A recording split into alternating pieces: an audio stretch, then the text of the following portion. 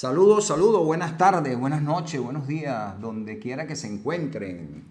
Por aquí el profe Ideas Políticas para Venezuela. Hoy con un episodio, el episodio número 1 de nuestro podcast. Vamos a empezar a realizar podcast semanalmente con invitados especiales. Hoy es miércoles 5 de noviembre 2025, cuando son las 5 de la tarde, hora de Perú, Colombia, 6 de la tarde, hora Venezuela. Así que sincronice su reloj para que sepa dónde se encuentra, dónde está usted el día de hoy.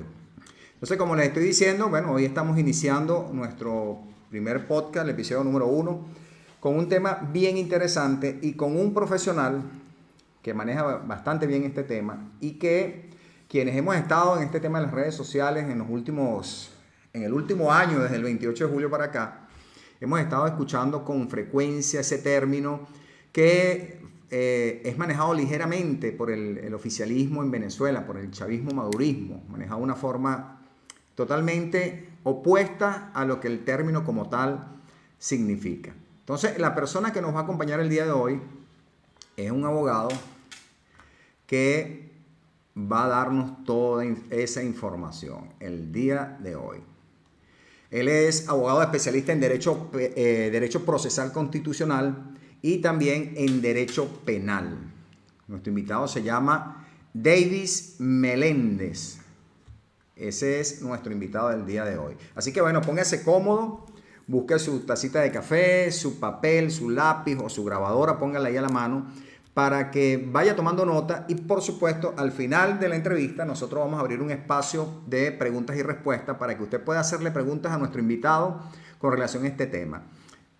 Aprovechemos el espacio, aprovechemos el momento, porque una de las cosas que las personas hoy día no están viendo bien con las redes sociales es el tema de aportar valor, ¿no? De que nos aporten ese conocimiento necesario que nos haga libre. Porque hay un dicho por ahí que dice que el conocimiento nos hace libre y que el conocimiento nos empodera, nos da el poder y además nos evita que nosotros podamos ser víctimas de lo que estamos viendo hoy día en Venezuela. Saludos Morocho, nuestros invitados que se están conectando. Vamos a compartir el live porque el tema de hoy, les repito, es un tema bien interesante, un tema que está muy colmado de información y nuestro invitado hoy va a darnos todo ese conocimiento que necesitamos sobre el tema del fascismo. Ustedes habrán escuchado decir muchas veces a la gente del régimen en Venezuela, denominar a la derecha, a la ultraderecha, fascista. Cuando ustedes escuchen el día de hoy lo que nuestro invitado nos va a decir, usted va a sacar sus propias conclusiones y usted verá si el chavismo es fascista o no es fascista. ¿Qué creen ustedes mientras esperamos que llegue nuestro invitado? ¿Qué opinión se merece ese comentario? No te pierdas el mazo dando esta noche. Bueno, ya llegaron los que les encantan los likes de la oposición. Pero bueno, bienvenidos todos sean. Lo importante es que todos aprendamos, sáquele provecho, aprenda algo, no importa de qué nacionalidad, de qué religión, qué ocupación, qué inclinación política usted tenga. El tema que vamos a hablar de hoy, el día de hoy, es apolítico totalmente. No lo sigas escribiendo, user, porque si sigues haciendo spam te vamos a sacar entonces. Entonces quédate para que escuches porque creo que te va a interesar bastante el tema que vamos a tocar para el día de hoy. Bien, entonces vamos a ver si ya nuestro invitado se encuentra por aquí con nosotros. Vamos a revisar. Pasa la invitación, David, si ya estás conectado, para que te podamos subir. 100% fascista, ellos tienen el síndrome del espejo. Así es. Bueno, vaya dejando sus comentarios, vamos a ir dándole tacta a la pantalla, comparta este live que va a estar bien interesante, repito, con el invitado que tenemos hoy. Y usted hoy es protagonista de este primer episodio de lo que vamos a denominar como el podcast, ¿no? El podcast de ideas políticas para Venezuela, que vamos a estar trayendo invitados especiales con conocimiento en la parte legal y en muchos otros aspectos, en la parte financiera, económica, que puedan darnos información de todo ese tema que definitivamente necesitamos conocer para poder operarlo muchísimo mejor. Vamos a ver, Nacho Libre 600K dice, profe, política, saludos, hermanos, saludos desde... Ok, saludos a todos los que se están conectando. Hola Karen, bienvenida. Vamos a ver por aquí si se encuentra ya nuestro invitado del día de hoy, David. Vamos a ver, vamos a escribirle por aquí. Ya estamos. Ok. Bien. Vamos a ver. Ok. David, si ya estás por aquí con nosotros, pasa la invitación para subirte y dar inicio a nuestro podcast del día de hoy. Mientras tanto, vaya comentando qué conoce usted, qué sabe usted de lo que es el fascismo.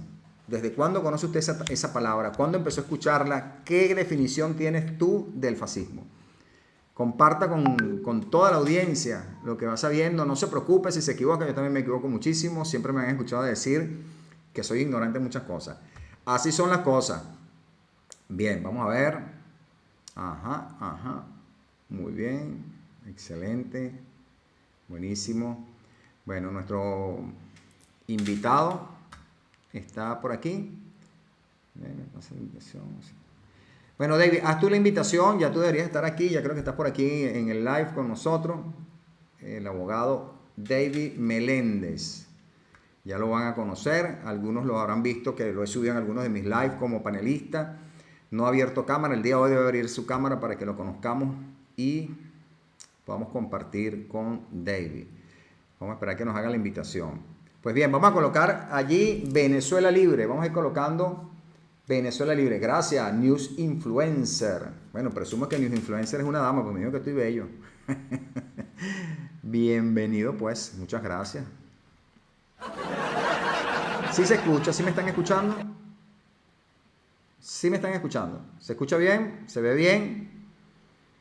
¿Me comentan, por favor? Ok. Vamos a ver porque no estoy escuchando el audio. Vamos a ver. Vamos a mejorar por aquí. Vamos a ir arreglando todo esto. Ok. Altavoces. Vamos a poner este es altavoz. Bien, vamos a ver ahora sí. Esto se suena por acá. Perfecto. Si se quitan los filtros, si quitan los filtros de palabra.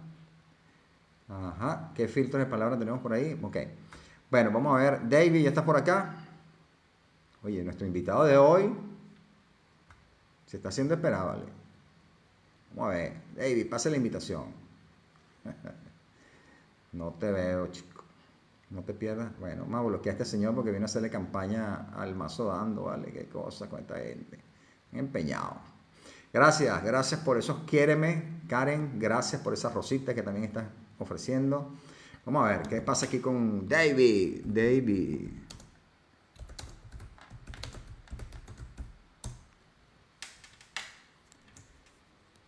Bueno, mire, después de este live, por supuesto, aquí tenemos a David. Vamos a subir a David. Bienvenido. Profe, David Meléndez, el abogado David Meléndez. Permítame nuevamente hacerle la presentación a nuestro invitado especial del día de hoy. David Meléndez, como les dije hace rato, es abogado especialista en Derecho Procesal Constitucional y Derecho Penal. Además de eso, les voy a leer un poco de su resumen curricular para que veamos que la persona que tenemos el día de hoy con nosotros es una persona que sabe de lo que va a hablar, conoce del tema. Y por supuesto, repito, ustedes van a poder hacerle preguntas, los que quieren hacer preguntas con relación a este tema que vamos a tocar el día de hoy. Chavismo es fascismo, ese es el tema que vamos a manejar el día de hoy. Entonces permítanme que les voy a leer un poco de ese resumen curricular de David, que es un buen resumen porque es muy extenso el conocimiento que tiene nuestro invitado especial del día de hoy. gracias, profesor. Por aquí tenemos que se gradúa en el 2012 como abogado en la Universidad José María Vargas en Caracas. Hace posgrado del 2014 al 2016.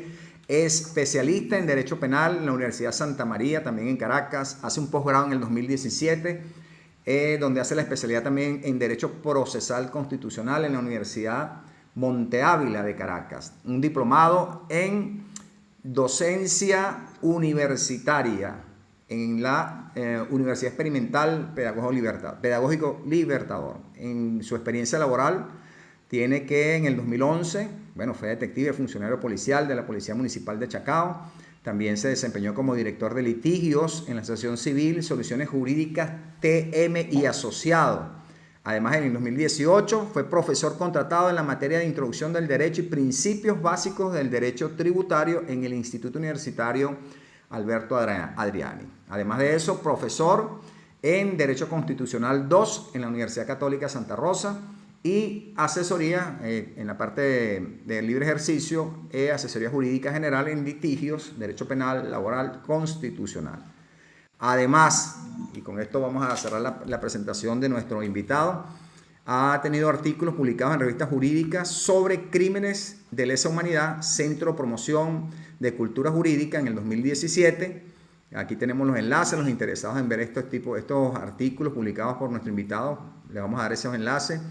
Y otra publicación, Jurisdicción Universal de los Delitos de Lesa Humanidad en el Centro de Promoción Cultural Jurídico y Supremacía Constitucional versus Jurisdiccional Universal, Centro de Promoción de Cultura Jurídica. Bueno, David, te felicito de verdad y te agradezco de antemano por haber aceptado la invitación a trabajar este tema, que ya lo veníamos hablando desde hace más de 2 semanas, que por fin ya lo concretamos. Para mí es muy importante y para nuestra comunidad, y lo consideramos así cuando estuvimos conversando, porque es un tema que definitivamente en Venezuela el régimen lo está tergiversando, en mi opinión, y lo está manejando de una forma muy, muy ligera, y han confundido un poco el término. Y como decía yo hace rato con las personas que se estaban conectando, más allá del tema político, este es un tema que cualquier ciudadano, adulto, venezolano, debería conocer cómo es el tema en sí y cómo funciona. Entonces, danos una breve introducción histórica de todo este tema para que la comunidad vaya viendo de qué se trata el fascismo. Sí, exactamente, porque es un término que se utiliza mucho y se banaliza en realidad, de lo que en realidad es ese término, y no se le da la importancia histórica que tuvo en su momento, y que no se puede utilizar ese término sin saber, sin conocer en realidad lo que hizo, la gravedad que fue para el ser humano ese término fascismo, y hay que comprenderlo. Este fenómeno complejo, porque así le llaman los grandes autores, comienza en el periodo de entreguerras. Después de la Primera Guerra Mundial, con el Tratado de Versalles, Italia, que comenzó con el grupo de los perdedores, pero termina en el grupo de los ganadores, en el bando aliado, que ganaron la Primera Guerra Mundial. Se firma el Tratado de Versalles, pero ellos no salieron muy beneficiados en este tratado cuando se empezó a repartir este difunto imperio austrohúngaro. Entre los territorios que le dieron a Italia, fueron territorios como que muy pequeños, pues no fueron tan beneficiados de esta repartición, vamos a decirlo de esta manera. Y además de esto, dentro de Italia generó obviamente los periodos de posguerra generan situaciones políticas y económicas y sociales bastante complejas, bastante difíciles, y para Italia fue así. La situación económica que había dentro de Italia y había mucha confusión social también, porque se estaba manejando como que vamos a ver cuál es el sistema que nos va a servir ahora, porque había una rivalidad entre lo que es el liberalismo, el conservadurismo y el marxismo, que en ese entonces estaba como quien dice apoderando de la esfera internacional. Se da un evento muy importante que se conoce como el Viernes Bolchevique en Italia. El Viernes Bolchevique, como ya la revolución bolchevique en la Unión Soviética ya venía como que expandiéndose por muchas partes en Europa del Este, en Italia había mucho miedo de que este mal, vamos a decirlo así, se extendiera también dentro de Italia. Entonces, con el Viernes Bolchevique se tomaron muchas empresas o industrias dentro de Italia. Se tomaron alrededor de un medio centenar de empresas. Este señor, Mussolini, había formado unos grupos paramilitares que se llamaban los Fasci Italiani di Combattimento, que eran una especie de grupos paramilitares violentos, obviamente, que comenzaron a perseguir a estas personas, a estos bolcheviques, a los marxistas, y comenzaron obviamente hubo violencia, a sacarlos de las industrias y a reducirlo. Y no solo a los bolcheviques, también a ciertos sectores de la burguesía italiana. Comenzaron a amedrentarlos. Luego de esto, Mussolini como que sigue avanzando y forma un partido político, pero no tuvo tanto éxito en el partido. Entonces, luego se da lo que se conoce como la Marcha a Roma, en 1922. Esta Marcha a Roma, que obviamente él manda a todas las personas, que fueron los famosos camisas negras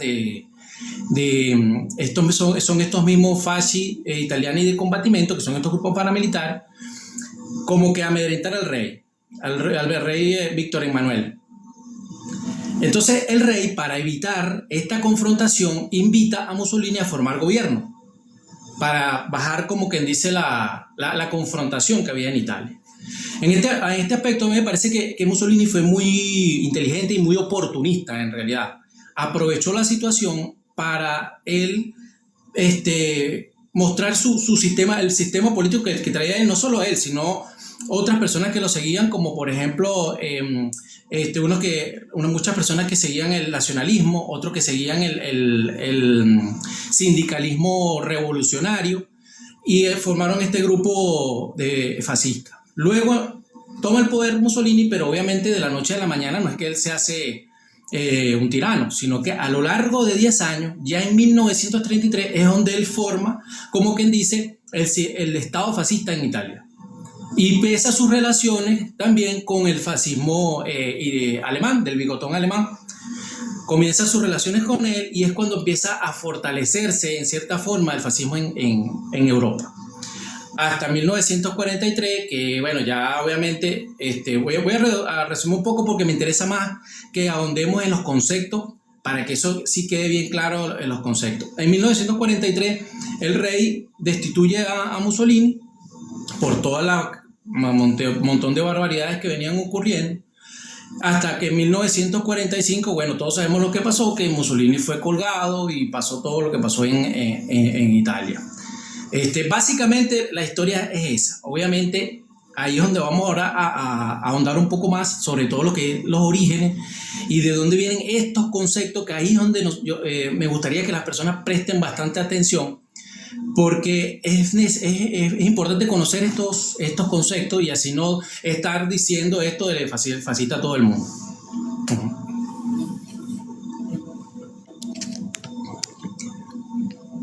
No le escucho, profe. Tú nos estabas hablando ahorita del origen y la historia, o sea, en un resumen de ello, para entrar ahorita a lo que es el concepto e ideología del fascismo, ¿cierto? Claro. Y luego vamos a hablar del núcleo del fascismo, cómo funciona. Claro, vamos a ir tocando también ciertos conceptos relacionados con la historia, obviamente, para que vayamos comprendiendo. Okay. ¿No?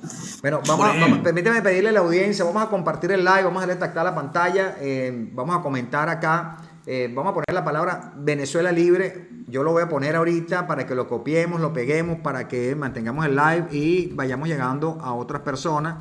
Aquí lo estoy colocando, Venezuela Libre, copie, péguelo, para que otras personas se vayan sumando y vayamos aprendiendo un poco más de estos temas, que las personas a veces subestimamos el conocimiento y por eso es que vemos hoy en Venezuela personas manejando el término fascista, dirigiéndose a alguien que no lo es, y que quienes lo están tratando de impulsar son los que definitivamente, y eso lo vamos a ver ahorita cuando el abogado nos explique o nos hable de todos estos conceptos y esas características, nos vamos a dar cuenta, al fin de cuentas, que quienes son fascistas son los que están por allá en el poder.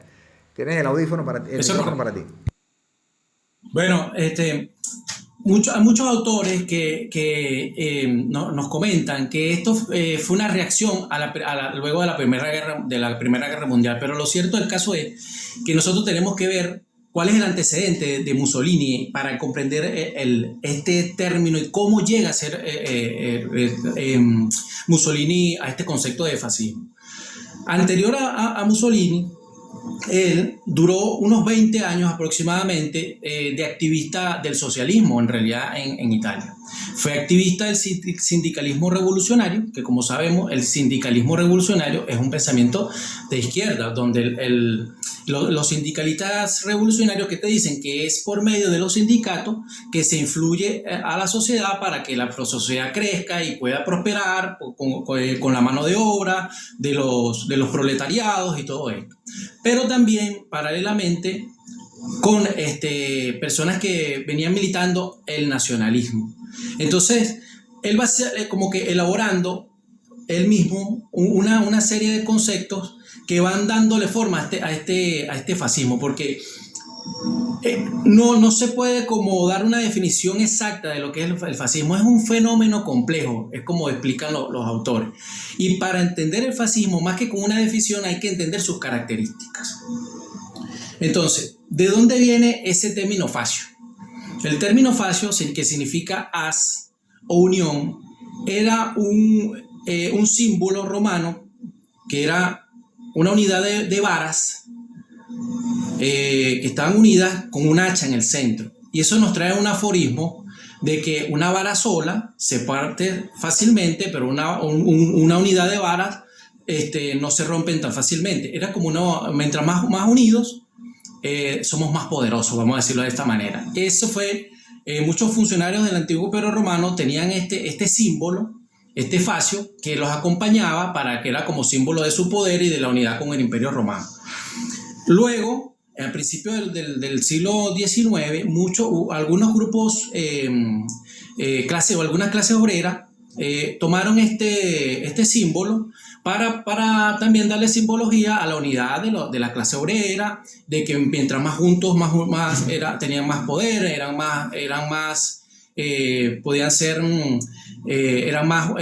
tenían más unidad entre ellos, con los sindicatos. Es más o menos esta simbología que le da esto. Mussolini toma esa simbología también porque él quería como que traer esa grandeza que en algún momento tuvo el Imperio Romano, volverla a traer a la Italia de principios del siglo XIX, y comienza a desarrollar todo este tema del fascismo. De ahí es donde viene la palabra fascismo, de ese término de unidad, y ahí es donde le damos un concepto colectivista. Y es por eso que hay muchos autores que dicen que el fascismo es un pensamiento de derecha, y eso es bastante debatible, porque si nosotros nos vamos a lo que es la historia, nos damos cuenta que obviamente el sindicalismo revolucionario es un pensamiento totalmente de izquierda. Mussolini militó en la izquierda toda su vida, porque incluso su padre fue socialista. Pregonaba mucho lo que era el pensamiento de Saint-Simon, que también era socialista. Entonces, Mussolini nos trae este concepto de unidad.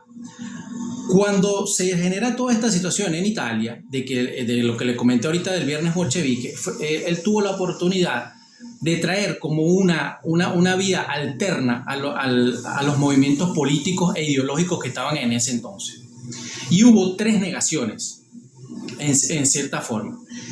Entonces, Mussolini niega el liberalismo, niega el conservadurismo y niega al marxismo. Y trata de traer como una nueva vía. Vamos a suponer un socialismo del siglo XXI. Vamos a decirlo en ese aspecto.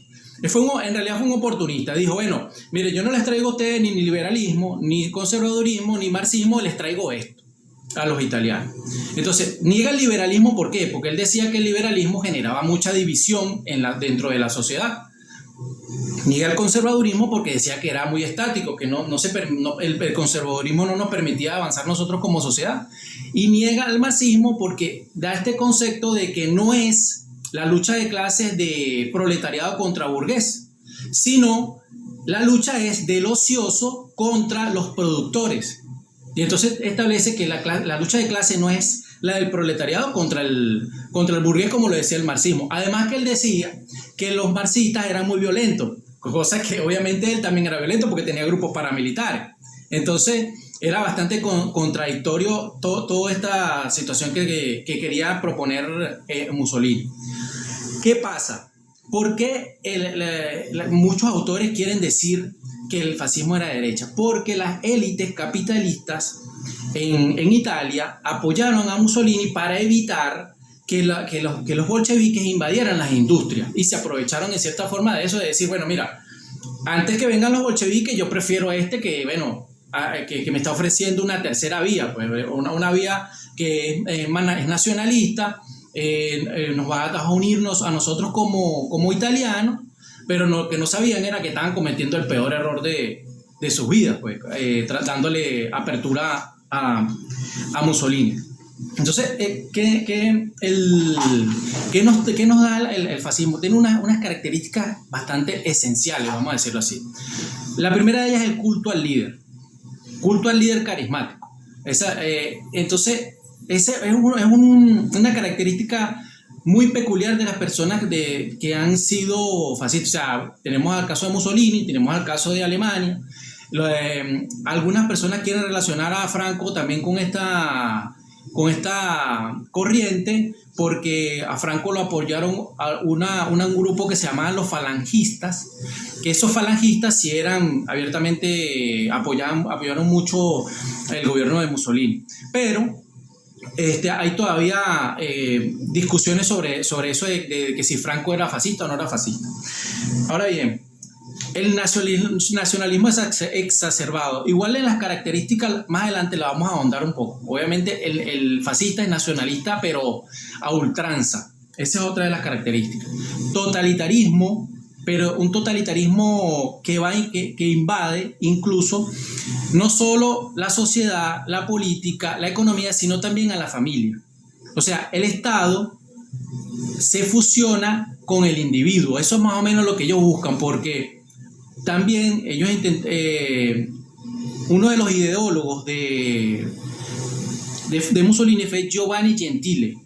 Y Giovanni Gentile, que fue el que le ayudó a escribir a él un libro que se llamaba La doctrina fascista, trata de traer un concepto de Hegel del Estado hegeliano. O sea, es más o menos así, para no irnos tan allá a la filosofía, para que no aburrir tanto a la audiencia. Más o menos Hegel decía que el Estado y los individuos tienen un espíritu, ¿no? Entonces habría que fusionar el espíritu del individuo con el espíritu del Estado. Entonces, ¿qué hace Giovanni Gentile y Mussolini? Tratan de también traer eso al fascismo, de que el individuo su personalidad se debe fusionar con la del Estado y hacer del individuo y el Estado uno solo. Más o menos por ahí cómo va el... ¿Cómo lo vemos, cómo lo identificamos ahorita con lo que estamos viendo en Venezuela? ¿De qué manera llevaríamos eso del Estado con el individuo? Ahí vamos ahorita. Fíjense.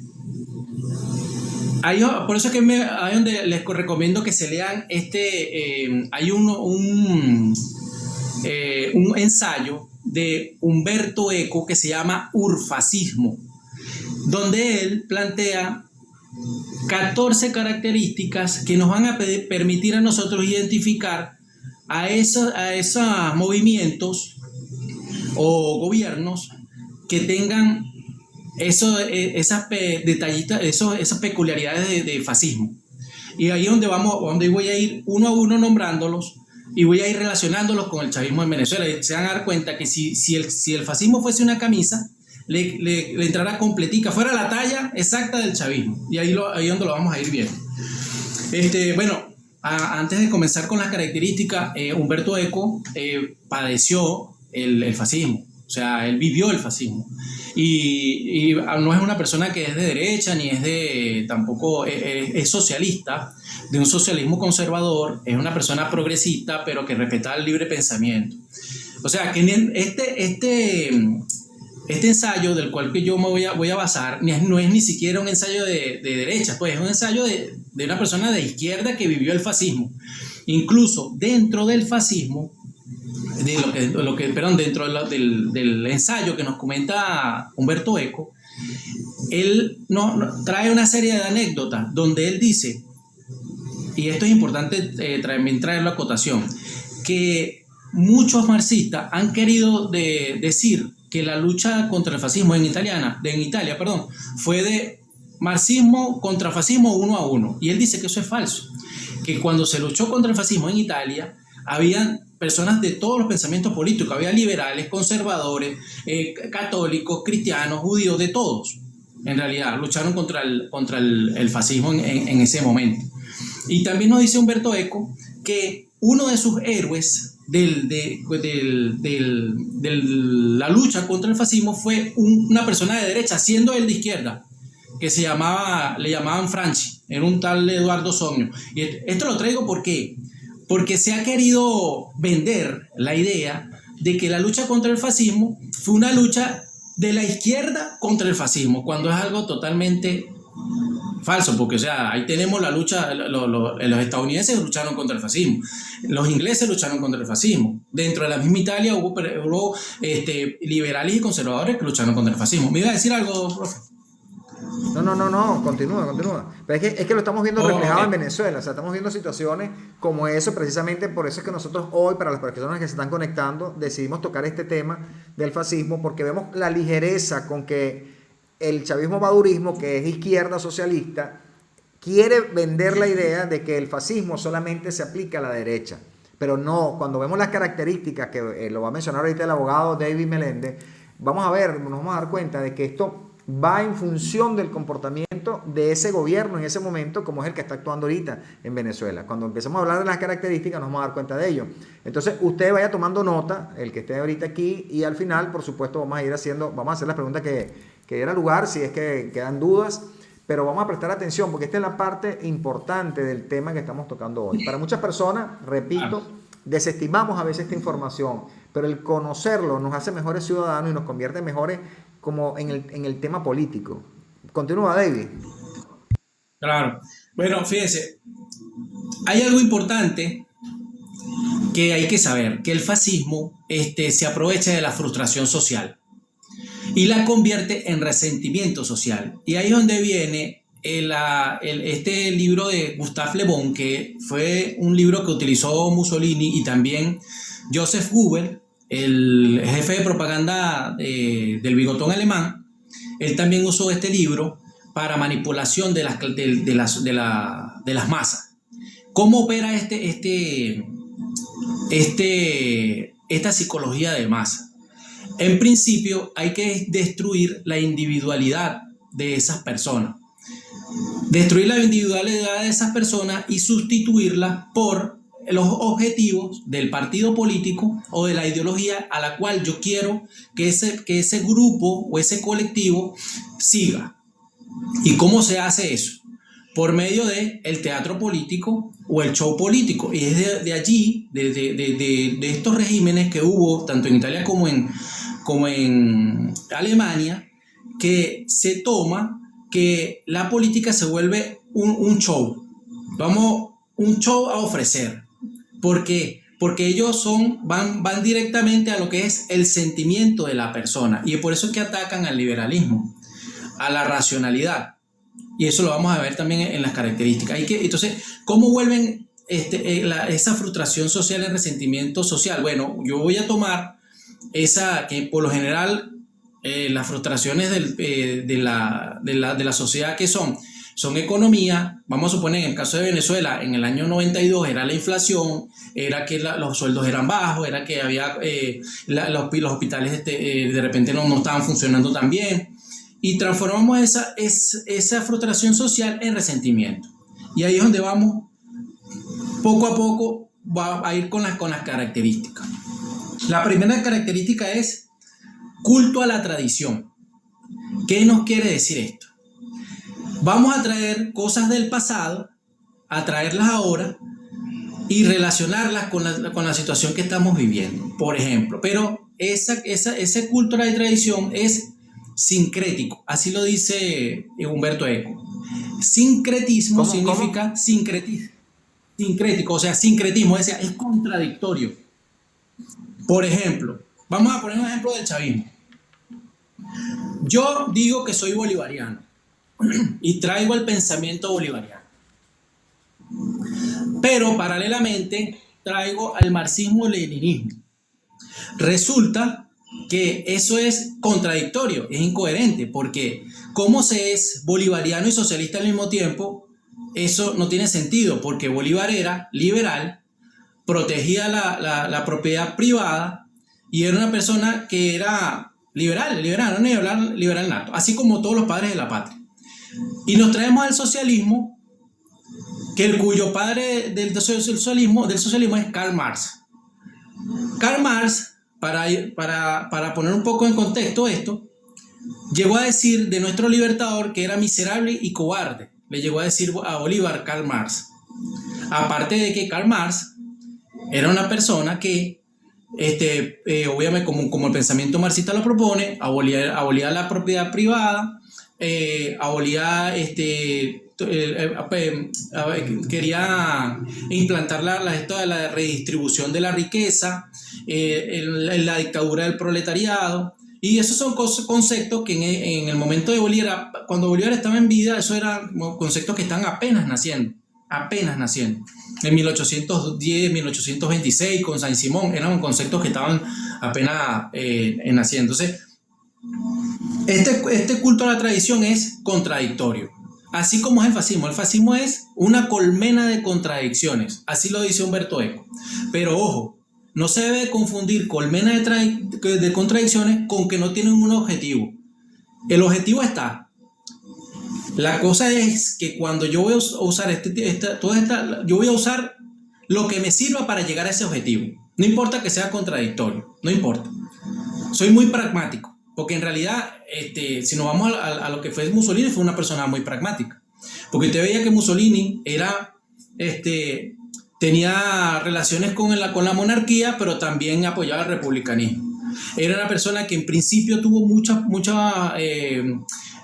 criticó mucho a la Iglesia Católica, pero después hizo acuerdos con la Iglesia Católica. Había libre mercado, pero controlado con las corporaciones, porque recordemos que el fascismo era corporativista, controlaban la economía por medio de corporaciones. Entonces, en realidad es contradictorio. Entonces, ¿qué nos sigue diciendo Humberto Eco? Otra de las características es rechazo al modernismo. Pero este rechazo al modernismo no significa rechazo a la tecnología. ¿Qué tipo de modernismo estamos hablando? Estamos hablando del modernismo de las instituciones liberales. Llámese separación de poderes, llámese el liberalismo como pensamiento, el racionalismo, es atacar a los principios democráticos, a esa característica que se refiere Humberto Eco cuando que el fascismo rechaza al modernismo. ¿Cómo podemos relacionar esto con el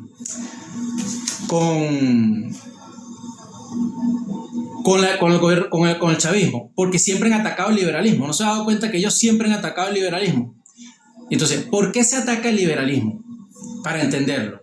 El liberal te dice a ti, mira, yo no le debo nada al Estado. El Estado me debe a mí. Y yo, como liberal, tengo unos derechos que son incluso anteriores al Estado. Llámese que son de mis derechos naturales. Yo nazco con esos derechos. Llámese vida, llámese libertad, llámese propiedad.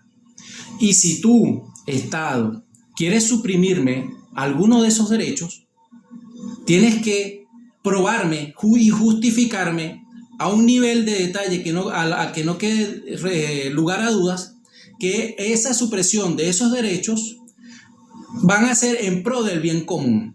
Por ejemplo, una expropiación o, por ejemplo, un proceso penal. ¿Ves? Entonces, no debe haber lugar a dudas que la supresión de alguno de esos derechos sea en pro del bien común. En el caso del derecho a la vida, podría ser una legítima defensa, en todo caso. Porque debemos recordar que ningún derecho es absoluto, porque ni siquiera el derecho a la vida es absoluto. Son derechos, todos los derechos humanos en general son derechos relativos, porque siempre hay como una excepción. En el caso del derecho a la vida, entrando un poquito en materia jurídica para que comprendan los conceptos, la legítima defensa sería esa excepción. Bueno, continuamos. Entonces tenemos allí otro... Íbamos por el segundo que era el rechazo al modernismo. Era la segunda característica, ¿no?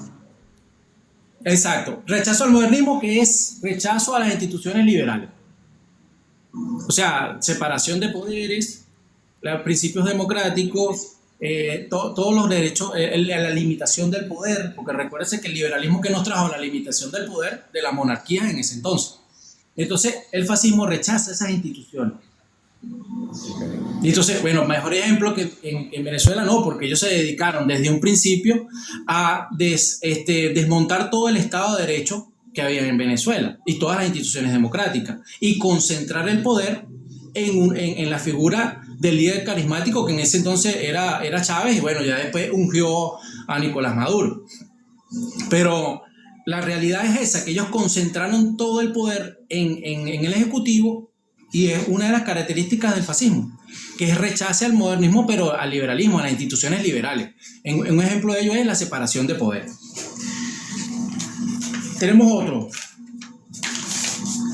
Eso nos lleva a nosotros a que eso desemboque en algo que se llama irracionalismo, que es el culto, es la otra característica, culto a la acción por la acción. Y tiene que ver un poco también con el pensamiento filosófico del vitalismo. ¿Qué significa esto? Ustedes no se dan cuenta que en las instituciones en Venezuela siempre colocan a personas que por lo general no están aptas para llevar a cabo en esas instituciones, no están capacitadas para liderar esas instituciones. Llámese. Mira, cualquier parecido con la realidad es solamente coincidencia. Pues es que definitivamente lo que tú dices, en este punto ninguno está preparado, han demostrado que no están preparados para asumir esa responsabilidad. Claro. Y lo voy a decir por qué, y es importante. Porque ellos prefieren una persona que actúe, que cumpla órdenes, a una persona que piense. Porque la persona que piensa, la persona que usa, hace el uso de la razón, le va a decir, mira, ¿para qué pasó? Esto, se está cometiendo un acto de corrupción o no se están llevando las cosas como se tienen que hacer en el ministerio. Va a poner su punto de vista y a ellos no les conviene eso. No les conviene una persona que piense, en realidad. Simplemente una persona que cumpla órdenes. Por otro lado tenemos, la otra sería miedo u odio de la diversidad, al disentimiento. ¿Esto qué significa? Que obviamente toda persona que vaya en contra de ese ideal que ellos están proponiendo va a ser un enemigo de la patria. Son considerados enemigos de la patria, tanto internos como externos, pues. Entonces esa sería la otra, que sería miedo o odio al disentimiento, a las personas que piensan diferente. Ok, pero ahora te pregunto, David, en este punto, en esta característica, esta cuarta característica, ahí podría incluirse el tema que estamos viendo ahorita con mucha frecuencia, lo estamos viendo como parte de un eslogan, que dudar es traición. ¿Se podría incluir allí eso como un disentimiento al concepto socialista chavista? Claro. Sí, totalmente. Es más, cuando nosotros vemos los cierres de los medios de comunicación en Venezuela, que se cerraron las televisoras, las radios, eso es otra característica del miedo o el odio al disentimiento. Es otra característica. Porque, bueno, no es un secreto que en Venezuela se cerraron los medios de comunicación. Esa es otra característica que nos da Humberto Eco del fascismo. Tenemos... Aquí es importante, bueno, o sea, para las personas que se están incorporando, vamos a estar haciendo un recuento, vamos a estar recordando de que el tema que estamos hablando hoy es el chavismo, sí o no, es fascista, ¿no? Porque ellos han querido siempre etiquetar a María Corina Machado y a toda la oposición como fascista, pero lo que hoy nos está hablando el abogado David Meléndez es precisamente esas características que definen al fascismo. Y cuando vamos escuchando, ya vamos por la cuarta y no hay una que no encaje directamente en lo que estamos viendo en Venezuela con el régimen de Nicolás Maduro en Venezuela, con toda esa implementación de toda esa estructura. Y solamente vamos por la cuarta. Y hasta ahora en el checklist se las han ganado todas. Bueno, la otra característica que no Humberto Eco es que deriva de la frustración social. Bueno, ya en principio lo dije, que obviamente esa frustración social hay que convertirla en resentimiento social. Y siempre hablar de la injusticia social, de las desigualdades sociales, de que mira que los oligarcas, de que las élites de ciertos sectores, siempre hay que darle como que un apellido a las cosas y generar una frustración social que hay que convertirla en resentimiento social, porque eso le permite a ese líder carismático conducir a su audiencia, pues vamos a decirlo de esta manera. Bueno, aquí mira, fíjate una cosa que yo veo muy importante. Aquí hacen ver como que el culpable de tu situación actual o tu desgracia personal o familiar es culpa de otro, no del Estado como tal. O sea, no es el Estado el que asume la responsabilidad, se le endosa a otra persona, porque yo lo veo desde este punto de vista, David. Ellos desvían la atención constantemente de la gente, mientras ellos están haciendo sus marramuces, todas sus cosas, están haciéndola por aquí, están desviando la atención con ese discurso mediático. Exacto. ¿Sí? Correcto. Bueno, y fíjense que se nos lleva a otra característica, que es el nacionalismo. Que ¿cómo se crece en el nacionalismo? Hay que buscar un enemigo. En preferencia que sea un enemigo externo. Y obviamente el enemigo perfecto para Hugo Chávez fue el imperialismo yanqui. Ahí hay que generar un enemigo, bien sea interno o externo. Esa es otra de las características. Y ese enemigo se construye. Es una construcción, porque fíjense que, o sea, los Estados Unidos nunca fue un país que se consideró enemigo de Venezuela, no, jamás. E incluso fueron socios por mucho tiempo. Ayudaron cuando el bloqueo en 1902-3, cuando el bloqueo que le hicieron a Cipriano Castro. Y así, bueno, George Washington era amigo de Bolívar. Incluso en estos días vi por allí que el medallón que usaba Bolívar, ese medallón se lo regaló George Washington. Y bueno, Francisco de Miranda también era muy amigo de George Washington. O sea, eso decir que Venezuela es enemigo de los Estados Unidos fue construido. En realidad son enemigos de ellos, no enemigos de los venezolanos. Hay que comprender eso. Bueno, y eso nos da la obsesión por las conspiraciones. El nacionalismo nos da la obsesión por las conspiraciones. El fascista siempre está obsesionado con una conspiración, bien sea interna o externa. Están conspirando, siempre están conspirando contra nosotros. Pero es que eso es una señal clara que es importante verlo, que además de que es una característica del fascismo, es una señal clara de debilidad, de no tener la capacidad de sustentarse en el Estado de las maneras legales o de las buenas maneras, sino creando todo este ambiente que ya lo hemos venido hablando hasta este punto, que es el número 6, esta característica, que llegan a buscar ese enemigo que no existe y lo crean y lo generan a través de lo que hoy es mucho más fácil, a través de la parte mediática y sobre todo con la área de las redes sociales. Claro, pero fíjense que dentro de este enemigo también opera la contradicción. Recuérdense que el fascismo es contradictorio, eso es lo que nos dicen los autores. Por ejemplo, son demasiado fuertes, pero también demasiado débiles. Y aquí vemos un ejemplo claro con Estados Unidos. O sea, ¿qué nos dicen ellos? No, ellos denuncian que los Estados Unidos son la mayor potencia, que tienen armas, que tienen esto y que quieren apoderarse de nuestro país con todo su poderío. Pero si entran, no van a salir. O sea, hay una contradicción, ya va, pero tú me estás diciendo que ellos son fuertes o son débiles. ¿Qué me estás diciendo? Es parte de la contradicción. Y a veces uno dice, ¿pero por qué son tan incoherentes? ¿Por qué son tan incoherentes? Porque esto cala en la calle. Es parte de la psicología de masas. Parte de la psicología de masas de Gustave Le Bon. El teatro político, el show político, todo está conectado. Todo esto que se hizo en Venezuela no fue algo que surgió de la noche a la mañana. Esto fue algo construido desde sus mínimos detalles. Y en realidad yo soy abogado, pero me he dedicado a estos estudios porque de verdad uno tiene que comprender de dónde ha venido todo esto. Y esa fue una construcción que se dio desde antes de Chávez. Es una construcción fascista. Me dirán con estas características que nosotros tenemos de Humberto Eco. Pero fíjate, es que me llamó la atención precisamente cuando me hablaste del tema, que habláramos de este tema del fascismo, que me diste toda la documentación que me enviaste. Me pareció algo fuera de tu profesión o ocupación, pero entendí algo muy importante que nuestra comunidad tiene que saberlo. Tú también tuviste que salir de Venezuela. Tú no estás en Venezuela.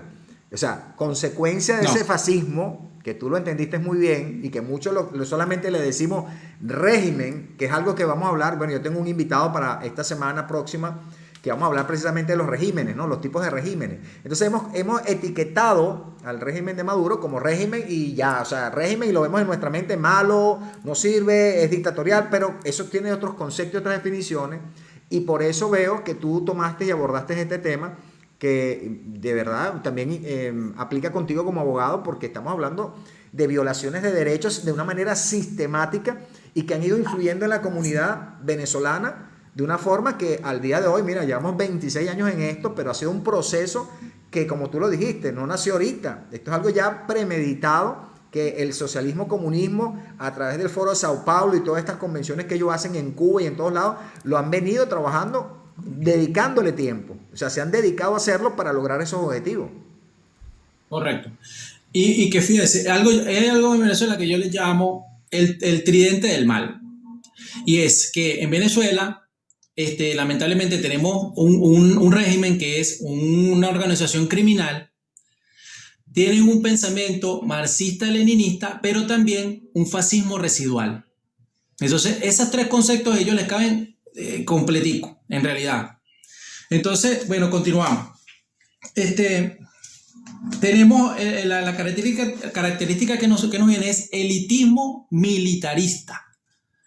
Elitismo militarista. Esa es la otra característica que nos da Humberto Eco. Entonces nos dice, ¿qué es el elitismo militarista? Bueno, en Venezuela tenemos ¿cuántos generales? Más de 2000 generales. Estos generales están puestos en todos los cargos más importantes del país. Entonces, bueno, esa característica también le podemos dar un clic. Tienen esa característica, es un elitismo militarista, obviamente, el chavismo. Tenemos, bueno, están en... Adelante, profe. Mira, no sé si iba a hablar de otra característica o estamos dentro de la misma característica, que es la séptima, ¿no? Si más no me equivoco. Viene, es otra. Ok, pero en este elitismo militarista es importante destacar algo, que tú que eres abogado, y ya lo debes haber visto y lo debes haber leído, la inserción que hubo de una manera muy estratégica de la participación activa de los militares en el ámbito civil. Incluso la modificación de la ley orgánica de las Fuerzas Armadas, donde incluyen ese derecho de los militares a crear empresas. O sea, esto tiene que ver con esta característica, ¿cierto?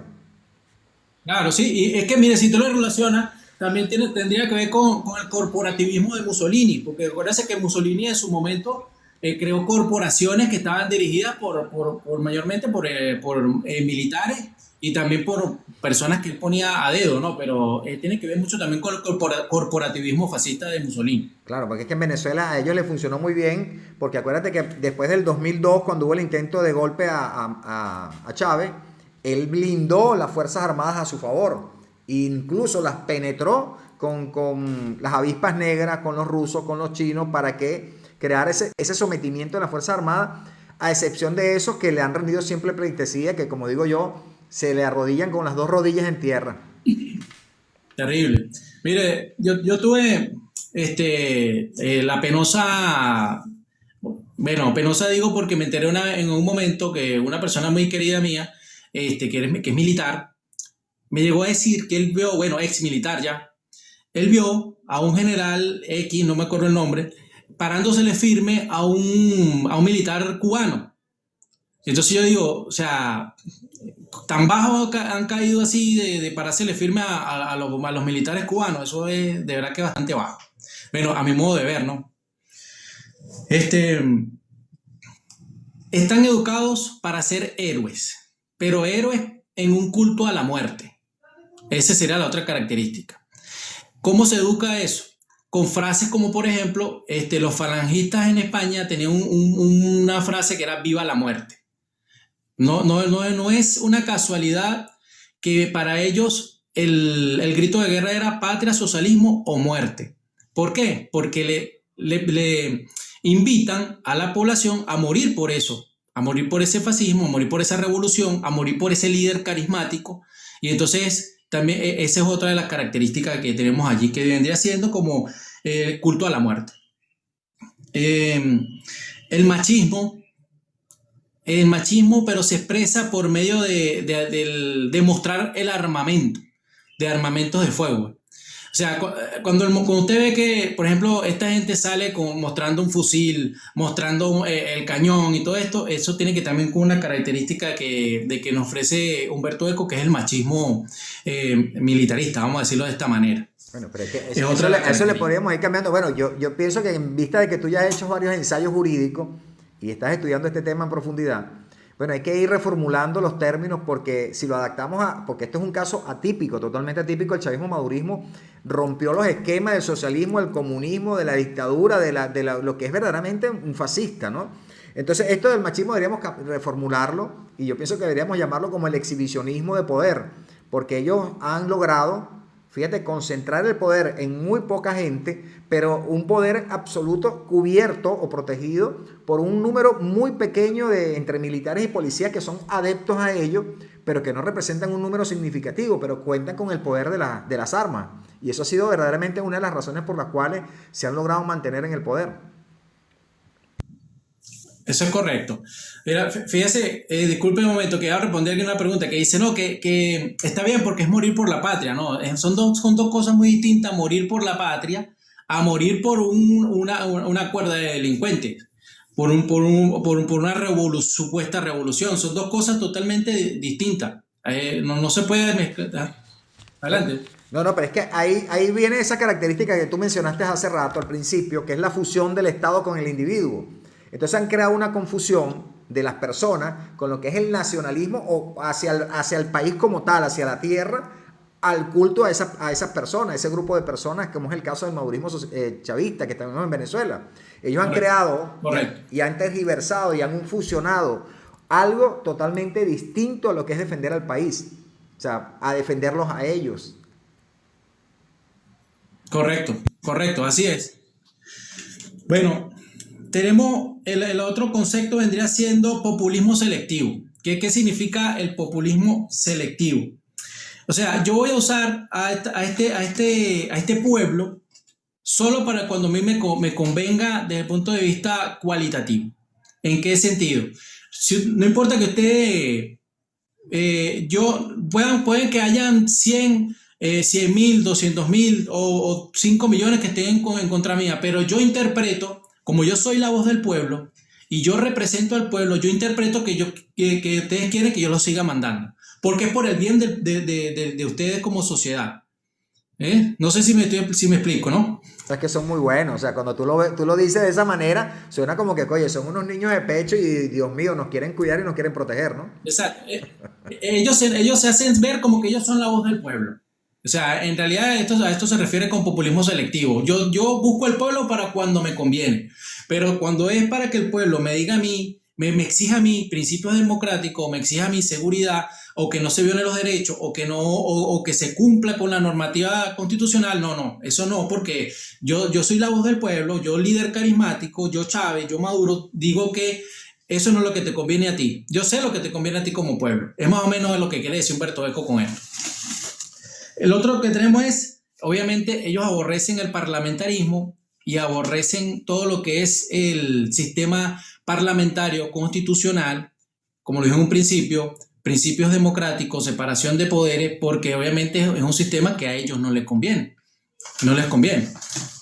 Entonces, esta característica, que es la 11 que nos estás hablando, tiene que ver mucho con ese ataque que ellos hicieron con la disolución de la asamblea, ese trato que hicieron para el tema de la constitución, para la constituyente. Correcto. Es así. Entonces, lo otro que tenemos es la neolengua, llama él. Uso de la neolengua. Usted sabe que George Orwell tiene un libro que se llama 1984. No sé si lo han leído por allí. En ese libro, que es como una novela distópica, que se crea como el gran hermano que crea una lengua especial para que las personas puedan hablar esa lengua y no la lengua que se trae tradicionalmente. ¿Qué busca el fascista con esto? De que cuando tú dominas, bajas el nivel lingüístico en la ciudadanía, baja también el nivel intelectual. O sea, es hablarle a las personas como que hablarle más coloquialmente a la población. Decir groserías en un discurso, o decirle escuálido, o el frijolito, o ponerle sobrenombres a la gente. Es como que es un ataque al intelecto, en realidad, de la persona. Eso te iba a decir. Y estoy de acuerdo contigo en eso que acabas de destacar, que es una forma muy inteligente de bajarle ese nivel, esa frecuencia a la gente, que se limitan a la conversación. Yo creo, no sé si estoy equivocado, pero lo veo ahora que me lo estás diciendo de esta forma. Lo vemos cuando ellos están atacando todo tipo de disentimiento. Cualquier persona que esté disienta del Estado o manifieste de alguna manera que está en desacuerdo con algo, lo silencian, y es una manera de empezar a reducir el verbo, por así llamarlo, ¿no? Porque fíjate que ahora uno, hasta aquí en las redes sociales, se tiene que cuidar de cómo dicen las cosas que yo sufro. Correcto. Cuando quiero hablar, por eso es que me gustan más las otras redes sociales, porque yo puedo hablar con más libertad. Aquí tienes esa limitación, y me imagino que eso tiene que ver cómo sentimos en Venezuela esa limitante que nos están poniendo constantemente de no expresarte, de no hablar, de que solamente el discurso, que es lo que nosotros les criticamos a ellos, y ellos no lo ven. Cuando vemos que el lenguaje, como yo lo dije en estos días en uno de mis lives, si hacemos una lista de lo que normalmente dice un chavista madurista, podemos hacer un discurso que siempre es el mismo, que siempre va a tener la misma tónica, que siempre va a tener las mismas palabras, porque es que no pueden salir de ese discurso, y eso genera una pobreza mental. ¿Ok? O sea, yo doy charlas y cursos de motivación, productividad, y una de las cosas que digo a la gente, que a veces el que no tengas recursos no se debe a la situación, sino a tu pobreza mental. Porque si tú no estás informado, no te estás nutriendo, no estás aprendiendo, por supuesto te estás limitando. Y eso es una de las cosas que ellos muy bien han sabido hacer, además de esa parte que complementa esto que tú estás diciendo, cuando ellos le dicen a la gente que cuando una persona pasa de la clase pobre a la clase media, se vuelve opositor. Entonces ellos prefieren tener a la gente pobre, y no es pobre, y esto es bueno decirlo porque tú lo acabas de mencionar con esta característica de la neolengua, que la pobreza mental en cuanto a la formación y la educación, y han destruido el sistema educativo venezolano, han emigrado los profesionales como tú, se han ido del país, o sea que aquí ha quedado Venezuela desfavorecida de todo esto. Claro, y es que fíjese, bueno, ahí ya terminan las características, pero fíjese que es algo importante, que por ejemplo, si tú ves las relaciones de lo que fue el sistema fascista italiano, y bueno, también parte del fascismo alemán, se parecen mucho al chavismo, mucho, un montón. Es que, por ejemplo, Mussolini, el sistema educativo era totalmente doctrinario, perdón, era totalmente doctrinario, ¿no? Pasó Correcamino por ahí. Sí. Era totalmente doctrinario. ¿Por qué? Porque ellos, por ejemplo, a los muchachos, lo cuenta Umberto Eco en el ensayo, él dice, mira, cuando yo estaba en esa Italia de Mussolini, yo gané un premio a los jóvenes Ludwig de italianos, dice él, que era más o menos así como la juventud hitleriana, que también la había en Italia. Y yo di un discurso donde a mí me preguntaron que si yo era capaz de morir por la gloria de Mussolini y por la inmortalidad de Italia. Y yo, irónicamente, lo dice él, ya obviamente de adulto, dice, y lo respondí con un contundente sí, porque yo era un chico inteligente, decía él. Lo dice irónicamente porque después él explica que le hacían aprenderse frases completas de Mussolini, de los discursos que daba Mussolini en el colegio, se lo hacían aprender a él. Y entonces, igual como tenemos el sistema de chavismo, ponen a dibujar a Chávez, ponen a dibujar a Fidel Castro. O sea, hay un adoctrinamiento allí en la educación. Y lo mismo pasaba en la Alemania nazi y en la Alemania fascista de Mussolini. Hay muchas cosas que relacionan esto. Y a esto hay que prestarle mucha atención, es lo que yo siempre le digo, el tema de la psicología de masas aquí es muy puntual, y el tema con la semiología, que también estuve leyendo un poco, los signos, los símbolos, por ejemplo el caso del escudo. Por ejemplo, vemos el caso del escudo nacional, el caballo, que la gente se burla, ¿no? Que el caballo mira hacia un lado, hacia el otro, le cambiaron la cabeza al caballo. Bueno, pero señores, eso tiene un significado muy importante. Porque el caballo de nosotros, de antes del 2006, creo que fue que cambiaron el escudo, ese caballo veía a la derecha. Y era un caballo que no galopaba, era un caballo que trotaba. Entonces eso tiene una significación, obviamente que el caballo blanco significa libertad, pero es un caballo que miraba a la derecha, miraba hacia la derecha. Y que nos hacía recordar a nosotros las instituciones liberales, como nosotros lo estamos viendo, liberales, estamos hablando, como ya lo repetí, o sea, lo vuelvo a repetir, que separación de poderes, limitación del poder, principios democráticos, todo eso son las instituciones liberales. Entonces, también nos hace recordar a nosotros nuestra gesta independentista, nos hace recordar a nosotros nuestros padres de la patria, ese caballo cuando miraba así. Ahora, ¿qué hacen ellos cuando hacen que el caballo ve hacia la izquierda y el caballo galopa? Porque ese caballo no corre, ese caballo galopa. Es un caballo que va sin freno y no le importa esas instituciones democráticas, sino el objetivo que tiene esta y es mira a la izquierda. ¿Por qué? Porque el objetivo es revolucionario. Está viendo hacia los valores revolucionarios, no hacia los valores liberales que fueron los que nos independizaron a nosotros. Entonces, dentro de esto hay propaganda también, hay signos, hay simbología, hay psicología de masa.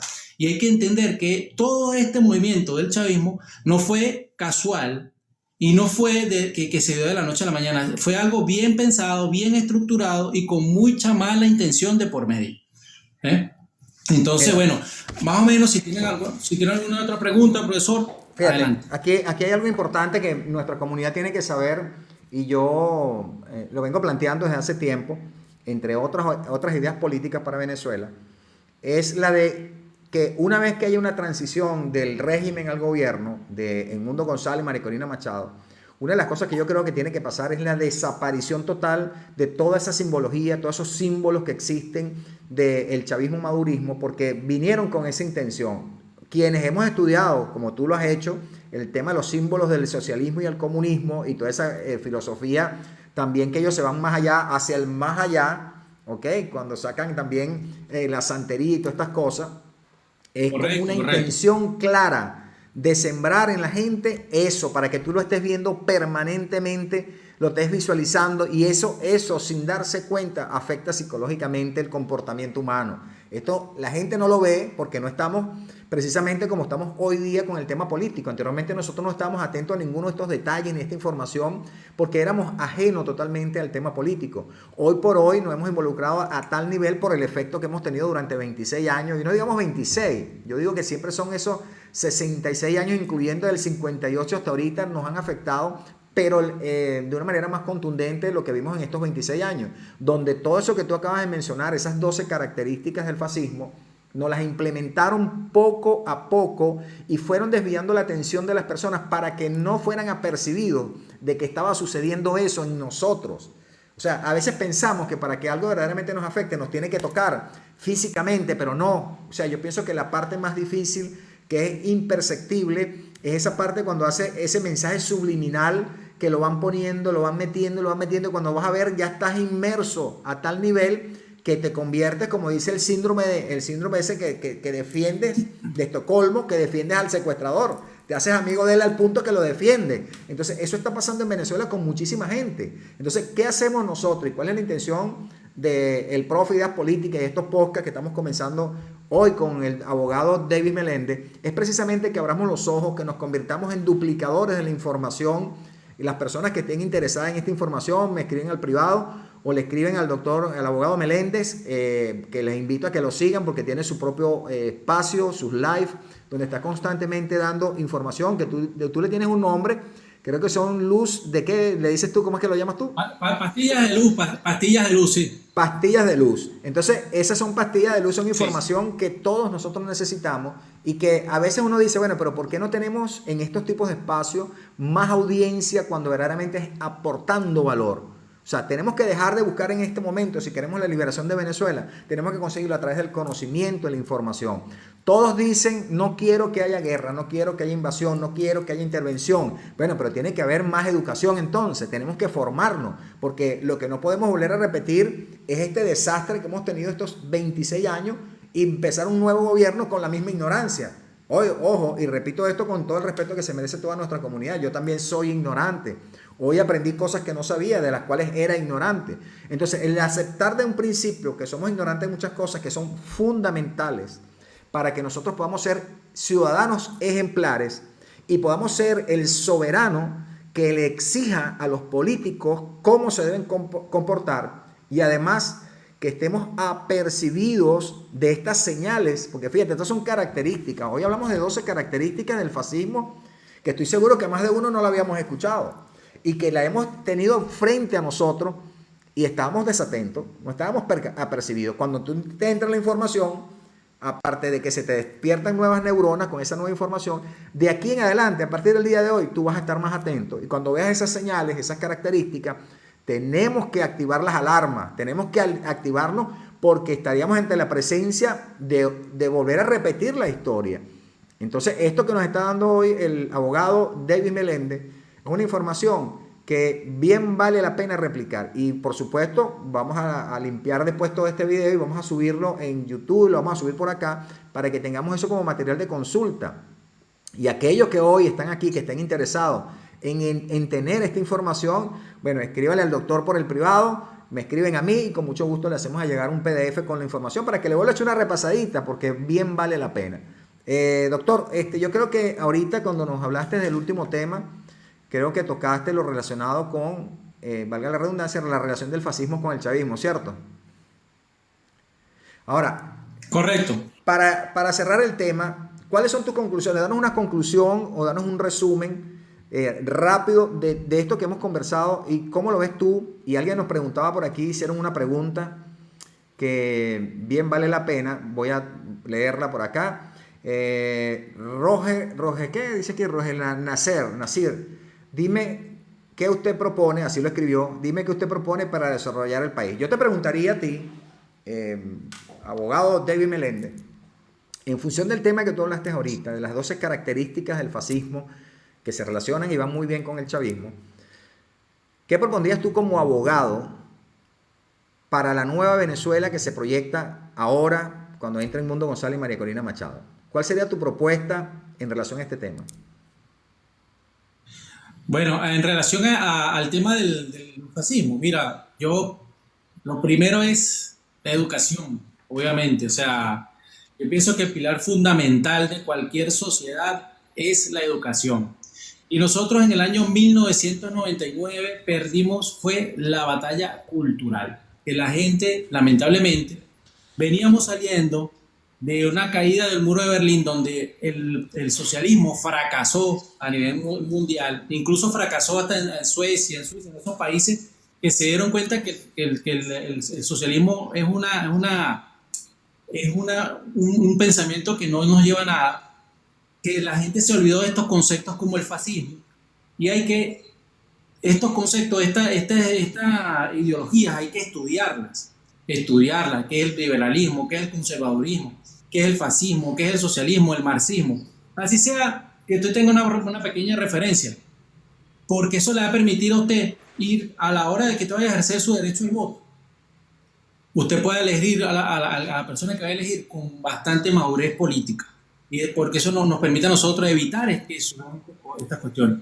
Yo pienso que lo primero que nosotros tenemos que hacer, o sea, bueno, no lo primero, hay muchas cosas que están anteriores a esta, pero una de las cosas donde nosotros tenemos que hacer un enfoque necesario es en la educación, que no es adoctrinamiento, es educación. Y bueno, a nivel de lo que yo manejo, que es el derecho, yo pienso que hay obviamente muchas cosas, pero tenemos que volver a la división de poderes como estaba en el Constitución del 61, el poder legislativo, ejecutivo, judicial, que los poderes sean verdaderamente independientes. Tenemos que eliminar esa reelección indefinida. Los cargos políticos de relevancia tienen que tener no puede llegar ahí una persona que haya sido solamente bachiller a una presidencia de la República, a una vicepresidencia de la República. La educación debe ser fundamental. Los cargos de diputado. Un diputado tiene que tener también por lo menos un diplomado en políticas públicas. No puede llegar ahí cualquier persona a levantar la mano con una ley cuando no sabe lo que es el espíritu de la ley, no sabe lo que es una norma, no sabe lo... O sea, está bien que tenga asesores, pero esa persona también tiene que tener una idea de lo que es crear una norma. O sea, así como muchas ideas, ¿no? Pero más o menos Yo creo que yo, si tuviese alguna una forma de influir en el sistema de gobierno en Venezuela, me concentrara mucho en la educación, de verdad que sí. Mira, yo creo que nosotros coincidimos en eso y mucha gente de la comunidad también lo coincide contigo. Aquí Eva nos comenta la descentralización, la meritocracia. Por aquí dice Maribel, diputados, gobernadores, alcaldes. Yo, mira, esto lo hemos hablado anteriormente, lo hemos conversado en otros live, y precisamente una de las cosas que nosotros tenemos que luchar los venezolanos, primero de dejar de pedir un puesto y un cargo porque tú eres amigo mío. Si usted sabe que usted no tiene las características, y para eso habría que crear la norma donde para optar, como tú bien lo dijiste ahorita, te compro eso que acabas de decir, para optar al cargo de diputado, para optar al cargo de alcalde, de lo que sea, cualquier puesto público, porque es que no estamos hablando de cualquier cosa, porque pareciera que cuando hablamos de la parte pública, como que hablamos de la bodega que vende las cosas tipo Temu, tapa amarilla, ¿no? O sea, no, cualquiera entra y cualquiera se mete, el que mejor grite o el que sea más simpático, el que se echa el perfume, no sé, el que se peina mejor, ese es el que es bueno para que sea candidato y nos represente. Eso se tiene que acabar. En otros países tiene que tener una trayectoria política y tiene que tener una preparación política que demuestre con hechos de que ha tenido una gestión y que es una persona proba, o sea, una persona que no tiene ningún rabo de paja, por decirlo de alguna manera, y que se pueda someter a una contraloría personal antes de postularse. O sea, debería ser como cuando tú postulas para las Fuerzas Armadas o las Fuerzas Policiales, te hacen un chequeo de antecedentes, y si usted tiene antecedentes, mi amigo, usted no camina. Y como mínimo tienes que ser bachiller, en el caso de la policía y en el caso de las Fuerzas Armadas. Para postularse como diputado, como presidente, nosotros no podemos volver a repetir esta historia. No es que cualquier venezolano no se merezca el derecho a ser presidente, claro que sí, pero prepárese primero, porque yo no creo que nadie quiera volver a repetir esta historia, porque tú lo dijiste hace rato, abogado David, una persona, según el nivel de conocimiento, también es el nivel de desenvolvimiento. Una persona que tiene limitaciones en conocimiento va a tener una limitación para desenvolverse, para desarrollar ideas, para analizar, para pensar. Y repito, nadie es más inteligente que nadie, nadie es mejor que nadie, pero ahí sí existen varas que van diciendo, o sea, usted entra aquí, usted entra aquí, usted entra aquí. O sea, no todo el mundo se puede pretender montarse como presidente. O sea, eso se tiene que verdaderamente acabar. ¿Tú cómo lo ves? Sí, totalmente, profesor. Mire, o sea, es que no tiene sentido que yo, por ejemplo, y lo estuve comentando con un amigo hace un rato temprano, no tiene sentido de que tú le exijas a un policía que sea bachiller, que para ascender tenga un TCU, una licenciatura o algo, y el presidente sea un bachiller. O sea, ¿qué sentido? Eso no tiene sentido alguno. De que tú a las personas con menos cargo le exijas un nivel de estudio y yo como presidente soy bachiller. O sea, eso no tiene ningún tipo de sentido. Y eso debe ser en todos los niveles. O sea, en la medida en que nosotros como sociedad aprendamos que tenemos que no, pues no significa que sea solo una carrera, todo el mundo tenga que tener una carrera universitaria, no, pero sí por lo menos cultivar la lectura. La lectura se ha perdido, el gusto por la lectura se ha perdido en muchos sitios, la gente le aburre. Pero, una de las razones por las que yo le coloqué a mi espacio de pastillas de luz es porque son solo pastillas, pequeños espacios de conocimiento, porque en realidad el verdadero remedio para toda la sociedad, para cualquier sociedad, es la educación y son los libros. Porque allí es donde vamos a comprender nosotros la historia, lo que ha pasado, lo que va a pasar, así en general, pues. Adelante, profe. Bueno, para las personas que se encuentran presentes, que han estado con nosotros desde el comienzo, hoy nos acompañó el abogado David Meléndez. Voy a leer nuevamente para que sepan. Es abogado especialista en Derecho Procesal Constitucional y también en Derecho Penal, y con un currículo muy amplio en toda la materia penal. Es un jurista, es una persona que sabe de lo que está hablando y se ha especializado y ha estudiado mucho sobre este tema de lo que es el fascismo. Razones, muchísimas. Primero, también es un exiliado, está fuera de Venezuela, tuvo que migrar de Venezuela. Es un profesional cualificado y calificado que, como todos los que estamos hoy aquí, nos ocupa el tema Venezuela. Pero una de las razones por las cuales hicimos este live, que yo lo llamo un podcast, porque estamos él y yo, y sería nuestro primer podcast, David. Estamos inaugurando los podcasts del Profe y la Política. Es para Gracias por la invitación. No, hermano, mira, gracias a ti por haberme aceptado. Yo me siento más bien honrado de que me hayas permitido conversar contigo, porque sé que eres una persona ocupada y que este es tu tiempo y el tiempo de nuestra comunidad, y que tenemos que aprender a empezar a aportar valor. La gente tiene que entender que no todo puede ser un brincoteo, un chisme, una contienda permanente, sino que también tenemos que aportar valor. Si son 60, si son 50, si son 5 personas que por lo menos se van sabiendo que aprendieron algo nuevo el día de hoy, entendiendo algo nuevo, yo particularmente, y estoy seguro que tú, nos damos por servido. Porque ya son 5 personas que no van a tener esa duda, que esa ignorancia con este tema, que, repito lo que he dicho desde el principio, este régimen lo maneja con mucha ligereza, precisamente porque dentro de sus cualidades como fascista está en voltear la realidad, tergiversar las cosas, crear un enemigo que no existe, para poder ellos tener la libertad de actuar mientras le están lavando el cerebro a la gente, lo que se considera como un adoctrinamiento. Todo es sistemático. Correcto. Parece mentira, y hoy nos lo dijo el abogado David Meléndez, nos dijo eso claramente, y él lo ha venido estudiando porque él me comentó incluso el tema del caballo, que yo en el pasado lo cuestionaba por el hecho del costo económico que significó nada más voltearle la cabeza al caballo. Tú lo viste desde el punto de vista simbólico, del mensaje que está enviando de adoctrinamiento silencioso a la colectividad. Yo lo vi desde el punto de vista económico, que la gente no lo vio, la gente solamente lo vio. No, es que la gente lo vio como que fue nada más le cambió el cuello al caballo para el otro lado, pero lo puso para el otro lado y derechito. No, pero eso significó eliminar toda la papelería, todos los sellos, todo lo que tuviera ese caballo con esa cabeza volteada para la derecha y ponerlo a ver para allá. Significó escudos en metal, en papel, en membretes, en banderas, en todo. Fueron millones de dólares que estos, por darse ese gusto de enviar ese mensaje que hoy nos dijo el abogado Meléndez, además de todos los mensajes que están enviando cuando hacen estas cosas, del poder que ellos se han otorgado, porque no es el poder que nosotros le otorgamos.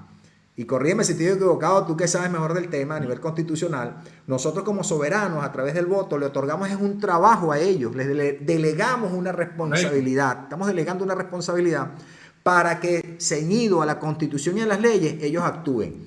Pero no, nosotros hemos visto en 26 años que ellos han actuado a sus anchas y han manejado esto como que si fuera su propia caja chica, donde hacen lo que mejor les parezca, y el mensaje, como hoy lo vimos en las características del fascismo, como lo dijo el doctor David Meléndez, es un mensaje donde quieren venderle a la comunidad: nosotros te protegemos, nosotros te cuidamos, nosotros somos buenos, los demás son malos. Esto es una característica particular del fascismo que ellos han querido otorgarle a María Corina Machado y a la oposición. Pero bueno, ustedes hoy sacarán sus propias conclusiones y se habrán dado cuenta que la cosa es al revés. No es que la derecha no tenga características en algún momento fascistas, pero estos se pasaron, estos sobrepasaron los límites. Correcto, así es, profesor, así es. Fíjese, con el tema del que te dice de la soberanía popular, y es por eso que ellos le temen tanto al pensamiento liberal, porque el liberal, como lo vuelvo y lo repito, lo que dije en un principio, el liberal que te dice a ti, el liberal te dice a ti: mira, Estado, yo no me debo a ti, tú te debes a mí, tú, Estado, debes servirme a mí como individuo. Y yo tengo unos derechos que son anteriores al Estado o a cualquier gobierno. Claro que sí. Son mis derechos naturales, que son inviolables. Que son vida, libertad y propiedad. Empezando por ahí. O sea, por eso es que ellos les temen tanto a las instituciones liberales. Porque las instituciones liberales hacen ver a la persona, a los individuos de una sociedad, que el Estado, el presidente, los ministros, cualquier cargo funcionario se debe al ciudadano, no es al revés. No es el culto al líder, que así es lo que dice el fascismo, te dice así, te dice a ti, es el culto al líder. No, no es el culto al líder. Es que yo tengo que respetar la ley, tengo que respetar el culto a la ley, el culto a la Constitución, el culto a Dios, el culto a mi individualidad, porque soy yo primero como individuo, me fortalezco como espiritualmente, en conocimiento, en propiedad. Yo como una persona me siento realizada. ¿Qué hago yo? Fortalezco a mi familia. Una vez que se fortalece mi familia, se fortalece la sociedad, y así yo fortalezco mi país, y así. Ellos lo hacen al contrario. Ellos hacen que el Estado sea gigante, ¿verdad? ¿Para qué? Para dominar a la sociedad, destruir a las familias y aplastar al individuo. Porque en resumen es eso. Así es. Bueno, mira, muchísimas gracias, David, por tu tiempo. De verdad que complacido porque la información fue bien completa y estoy seguro que nuestra audiencia así también lo debe apreciar porque los que han estado desde el principio han visto que la información ha valido la pena, el tiempo que hemos estado contigo ha sido bien invertido. Gracias, Te agradezco, espero tenerte en un próximo podcast con otra información Sí, seguro. que puedas compartir con nosotros porque mientras más valor aportemos, vamos a tener una comunidad más preparada para asumir el nuevo reto de la nueva Venezuela, tierra de gracia. ¿Sí? Amén, así sea. Bueno, así sea. Gracias, profesor. Muchísimas gracias. Un aplauso para nuestro abogado David Meléndez. Ya saben, sigan a David, escríbanle los que estén interesados en el contenido del material de hoy para que él se los haga llegar. No sé si lo tienes en PDF. Y cuando nosotros tengamos listo el material, lo van a saber porque lo vamos a publicar. Entonces, bueno, nos despedimos entonces de David. Gracias, David. Éxito, chao, gracias. Un fuerte abrazo, hermano. Que estés bien. Vamos a ver por aquí. Ajá. Puedes darle por allí para bajarte. Vamos a ver. Ya, eso es lo que estoy viendo. Ok. Bien, vamos a subir un invitado para ver si tiene alguna pregunta. Vamos a ver aquí. Ok. Se nos complicó la cosa aquí ahorita. Vamos a ver. ¿Cómo te bajamos por aquí? Bueno, la gente como que te quiere... Pero nos vemos, profesor, que esté bien. Ok, vamos a ver cómo hacemos para bajarte aquí. Porque no está dejando. Bien, listo. Gracias al abogado David Meléndez, que hoy nos permitió compartir su conocimiento, su sabiduría con el tema relacionado con el fascismo. Voy a subir a una persona para luego continuar hablando. Así son las cosas. Si estás por allí,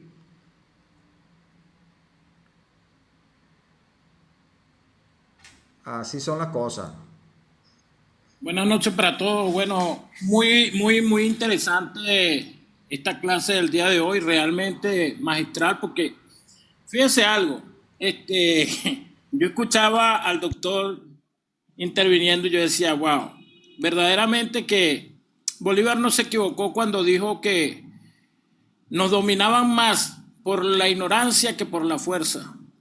Yo escribí abajo que la gran mayoría de los que votamos por Chávez en su momento, votamos precisamente por la ignorancia, por el desconocimiento y por lo que decía el doctor en su momento, que decía que ellos buscan de controlar personas resentidas. Y realmente nosotros, yo puedo decir que yo en ese momento era una persona resentida por el sistema de gobierno que había en ese entonces, porque nos manipulaban mucho por medio de las redes de la comunicación, y escuchábamos esos personajes cuando entregaban su mando de que entregué un país en quiebra, a mí me entregaron un país endeudado y todas estas cosas. Y bueno, nosotros le compramos el mensaje a Chávez. Pero algo muy importante que quisiera aportar allí, profe, es que hablaba el doctor en cerca de que al liderazgo buscan endiosarlo. Es una de las características, endiosar a aquel que es el líder, está fungiendo como líder. A nosotros nos endiosaron a Chávez desde antes que llegara a ser presidente de la República. Nosotros buscamos recortes de prensa de la sonada del 4 de febrero y la del 27 de febrero, profe, y nos damos cuenta que un periódico muy conocido y que en su momento contribuyó a exaltar a Hugo Chávez, a llevar a Hugo Chávez a ser presidente, porque los medios también influyen. El Nacional en su momento sacaba una mancheta en grande donde salía un Ismael García diciendo: Chávez es lo más parecido a Dios que existe sobre la tierra. O sea, ya desde un primer momento del golpe de Estado nos estaban vendiendo a Chávez como un Dios, como un líder, como que él era el Benito Mussolini que hablaba el doctor. Entonces, esto es, doctor, que realmente nosotros no podemos repetir la misma historia. tenemos que educarnos, verdaderamente educar a la gente con estos programas, y luego cuando se recupere la patria hay que hacer muchos estudios en las escuelas en base a estos temas.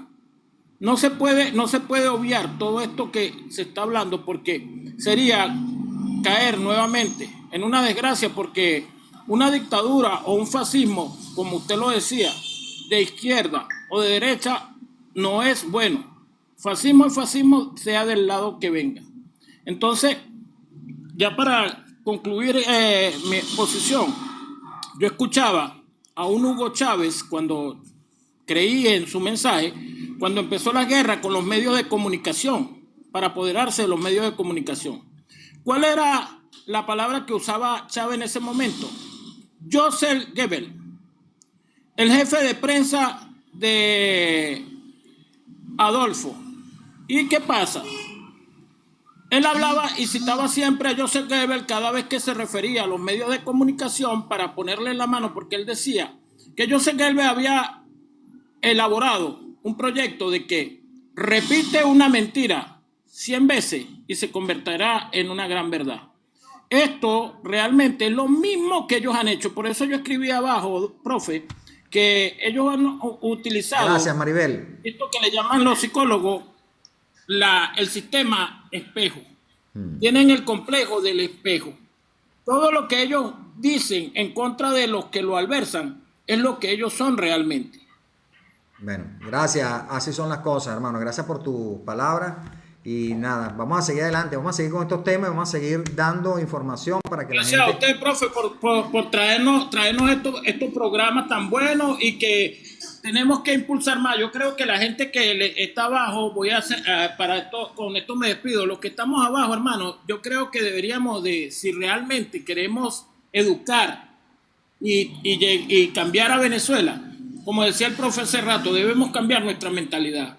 Oye, si estamos en este live, no nos cuesta nada compartir, darle tactar a la pantalla. ¿Por qué, hermano? Porque esto hace que más gente se lleguen al live y se instruyan. Y estos temas realmente son los importantes. No estar metido en un live problemático donde hablan de que si aquel se robó los $1,000, de que si a este le pagaron. Ya nosotros sabemos que todo eso ha acontecido y está aconteciendo. Pero a veces nos gusta más el chisme que instruirnos para poder tener un conocimiento. Gracias. Muchísimas gracias, profe. Gracias a ti, hermano querido, muchas gracias. Déjame para ver que me equivoqué aquí, vamos a ver. Ajá. Ya, vamos a ver. Gracias. Bueno, mi gente, sí, definitivamente la intención es esa, pues vamos a empezar desde ahora en adelante. Por supuesto, los que no me siguen, síganme para que puedan, y activen las notificaciones, compartan con las personas, porque vamos a tener otros invitados en este espacio, el profe Ideas Políticas, que en el pasado se llamaba Ideas Políticas para Venezuela. La intención inicial siempre ha sido, sus orígenes, es poder aportar valor y crear esas ideas que puedan servir para una mejor Venezuela. Por supuesto, aunados a este proyecto de Venezuela Tierra de Gracia, y que nosotros como venezolanos seamos más activos en la participación, en la toma de decisiones. Si bien es cierto, nosotros cuando votamos elegimos a nuestros representantes a todos los niveles, estamos contando que supuestamente son personas idóneas y que son las personas que van a defender esos derechos que nosotros como venezolanos, como soberanos, como lo establece la Constitución, necesitamos y queremos y nos merecemos. Pero la realidad nos ha demostrado que haberles dado a la política y a los políticos esa carta, esa luz verde y ese cheque en blanco, lo que han hecho es abusar de nuestra confianza. Por eso es que yo repito, y lo vengo diciendo hace mucho tiempo, cada vez que hay una sesión en la Cámara Municipal, cada vez que hay una sesión en la Asamblea Legislativa de las Gobernaciones, cada vez que hay una sesión en el Congreso o la Asamblea Nacional, como le llaman ellos, ojalá que le volvamos los nombres que tenían las cosas anteriormente, y una de las cosas que conversó alguien por aquí, lo voy a hablar, para que desaparezca de nuestra mente la existencia del chavismo, madurismo, y volvamos a retomar aquello que nos dio calma de alguna manera u otra, pero con la innovación, erradicando todo lo malo de lo viejo, lo malo que ya sabemos todo que es lo malo, porque la historia es lo que está plasmado y lo que está escrito y lo que hemos vivido. Podamos hacer una innovación de una Venezuela. pero la innovación de Venezuela no se logra solamente por petición, se logra por participación. Si nosotros no participamos, no solamente limitándonos al voto, sino participando activamente en las decisiones que toman, y que, por lo que dijo María Corina Machado, ella va a hacer que Venezuela sea una Venezuela tecnológica, donde cada paso de la administración pública sea publicado, que sea puesto a la luz, para que todos nosotros tengamos acceso a esa información. Licitaciones, permisología, todo va a ser tecnología para que podamos tener acceso en tiempo real de qué es lo que está ocurriendo. Si eso sucediere, nosotros estamos en la mejor oportunidad y en el mejor momento de que podamos tener una participación como protagonista de esta nueva etapa, de esta nueva historia de Venezuela. Déjame leer aquí algunos comentarios. Cambia la mentalidad de izquierda que tienen. Que cambia la mentalidad de izquierda que tienen. Bueno, yo pienso que la izquierda fracasó. Eso está demostrado históricamente, fracasó. Y yo creo que queda de parte de cada uno de nosotros hacer ese cambio, esa nueva... repotenciarnos, nosotros volver a entender que no funcionó, y eso se lo tenemos que exigir a los políticos. Nosotros tenemos que ver, y por eso hice este podcast del día de hoy con el abogado David Meléndez, porque el no saber, el no entender qué es el fascismo, en el caso del tema del día de hoy, porque más adelante vamos a hablar de otros temas como los que son los regímenes, para que podamos entender estas cosas, nos hace ver que, bueno, lo que nos está diciendo el político está bien, pues porque si lo dice él está bien. No, si él lo está diciendo con estas características, me está dando señales de que es un fascista, nosotros no podemos permitirnos eso, porque ellos quieren tener el control, quieren dominar las masas, quieren vendernos un proyecto que es el equivocado, y mucha gente se los compra porque habló bonito y yo no entendí, pero parece como sonaba bonito, debe ser bueno. Entonces tenemos que salir de esa mentalidad. Con Poder dice, todo el que votó el difunto tendrá que llorar mucho. No hay perdón posible, ya basta. Mira, cuando gana Chávez, Venezuela venía de un proceso lamentable en Venezuela, venía unos momentos muy difíciles en Venezuela, y el hombre llegó con un lenguaje populista. O sea, nos trató como ignorantes.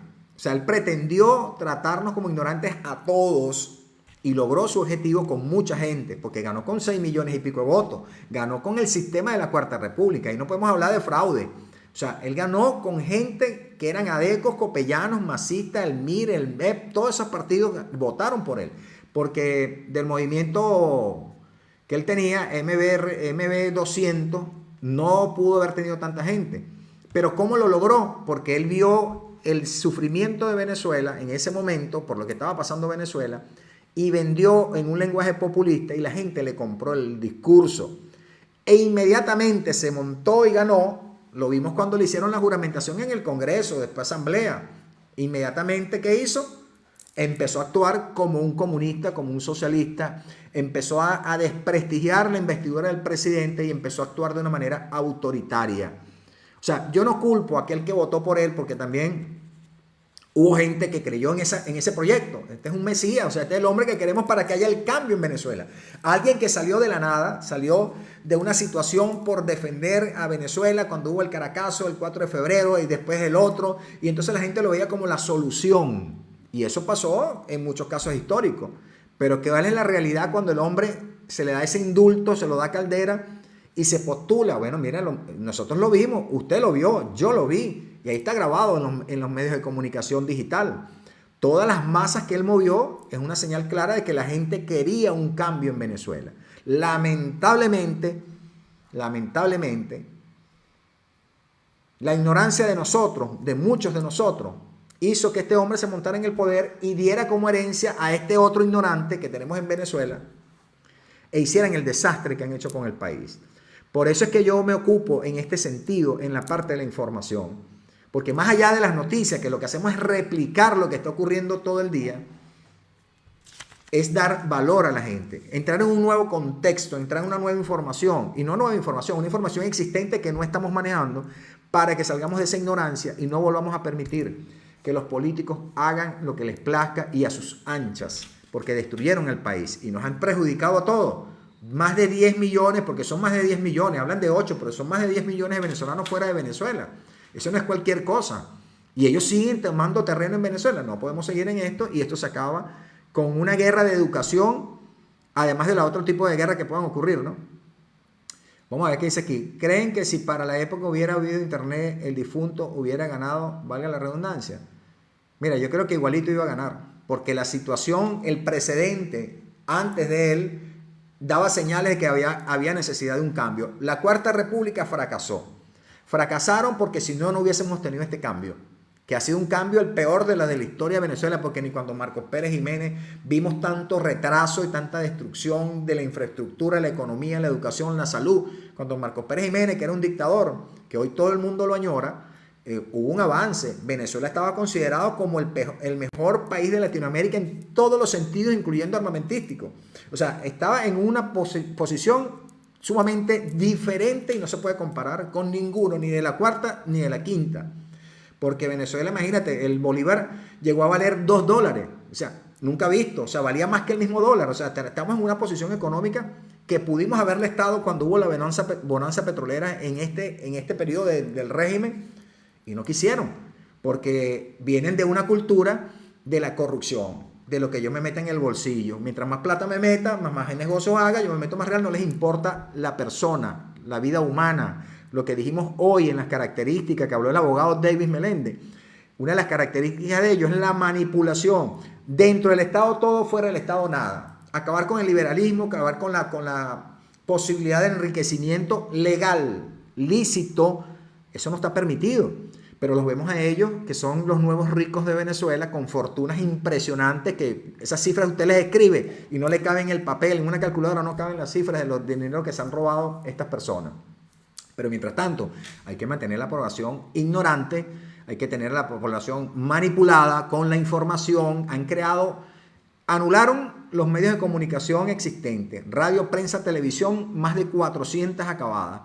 Pero crearon los de ellos con la información que a ellos les interesa que usted y yo recibamos dentro de Venezuela, porque fuera de Venezuela no lo han podido lograr. Y ese es el ataque que nos tienen a todos los que tenemos este tipo de medios digitales, que estamos constantemente suministrando información, educando a la gente, porque ellos no pueden acabar con eso. Ha sido tan efectivo que miren lo que estamos logrando. En Venezuela están pasando cosas gracias a esto, gracias a la tecnología y gracias a las relaciones que ha tenido María Corina Machado y Mundo González a través de la historia. Entonces, ¿cosas van a pasar? Por supuesto que sí. Pero mientras eso pasa, nosotros tenemos que seguirnos preparando. Salas Romen creo que obtuvo 2.7 millones. Bueno, pero es que por ahí lo dijo otro TikToker, sacó esa cuenta donde mostró claramente que si la oposición y los partidos minoritarios y la gente no hubiesen habido abstenciones, votos nulos, nunca hubiese ganado Chávez, nunca. Porque si sumábamos lo de la oposición, más los otros partidos, más los que no votaron, sumábamos eso y le pasaban por encima a Chávez, no hubiese ganado Chávez. Pero como estamos divididos, como estamos pensando en el protagonismo individual, no se dan cuenta que cuando vienen elecciones presidenciales, municipales y gobernaciones, se inscribe una cantidad de gente impresionante para postularse, que se supone que según la población de votantes es un porcentaje que deben cumplir con ese requisito de un porcentaje mínimo de inscritos en ese partido para que se pueda postular. Vemos el fenómeno que cuando se dan las elecciones, ni siquiera el 0,01% vota por ellos.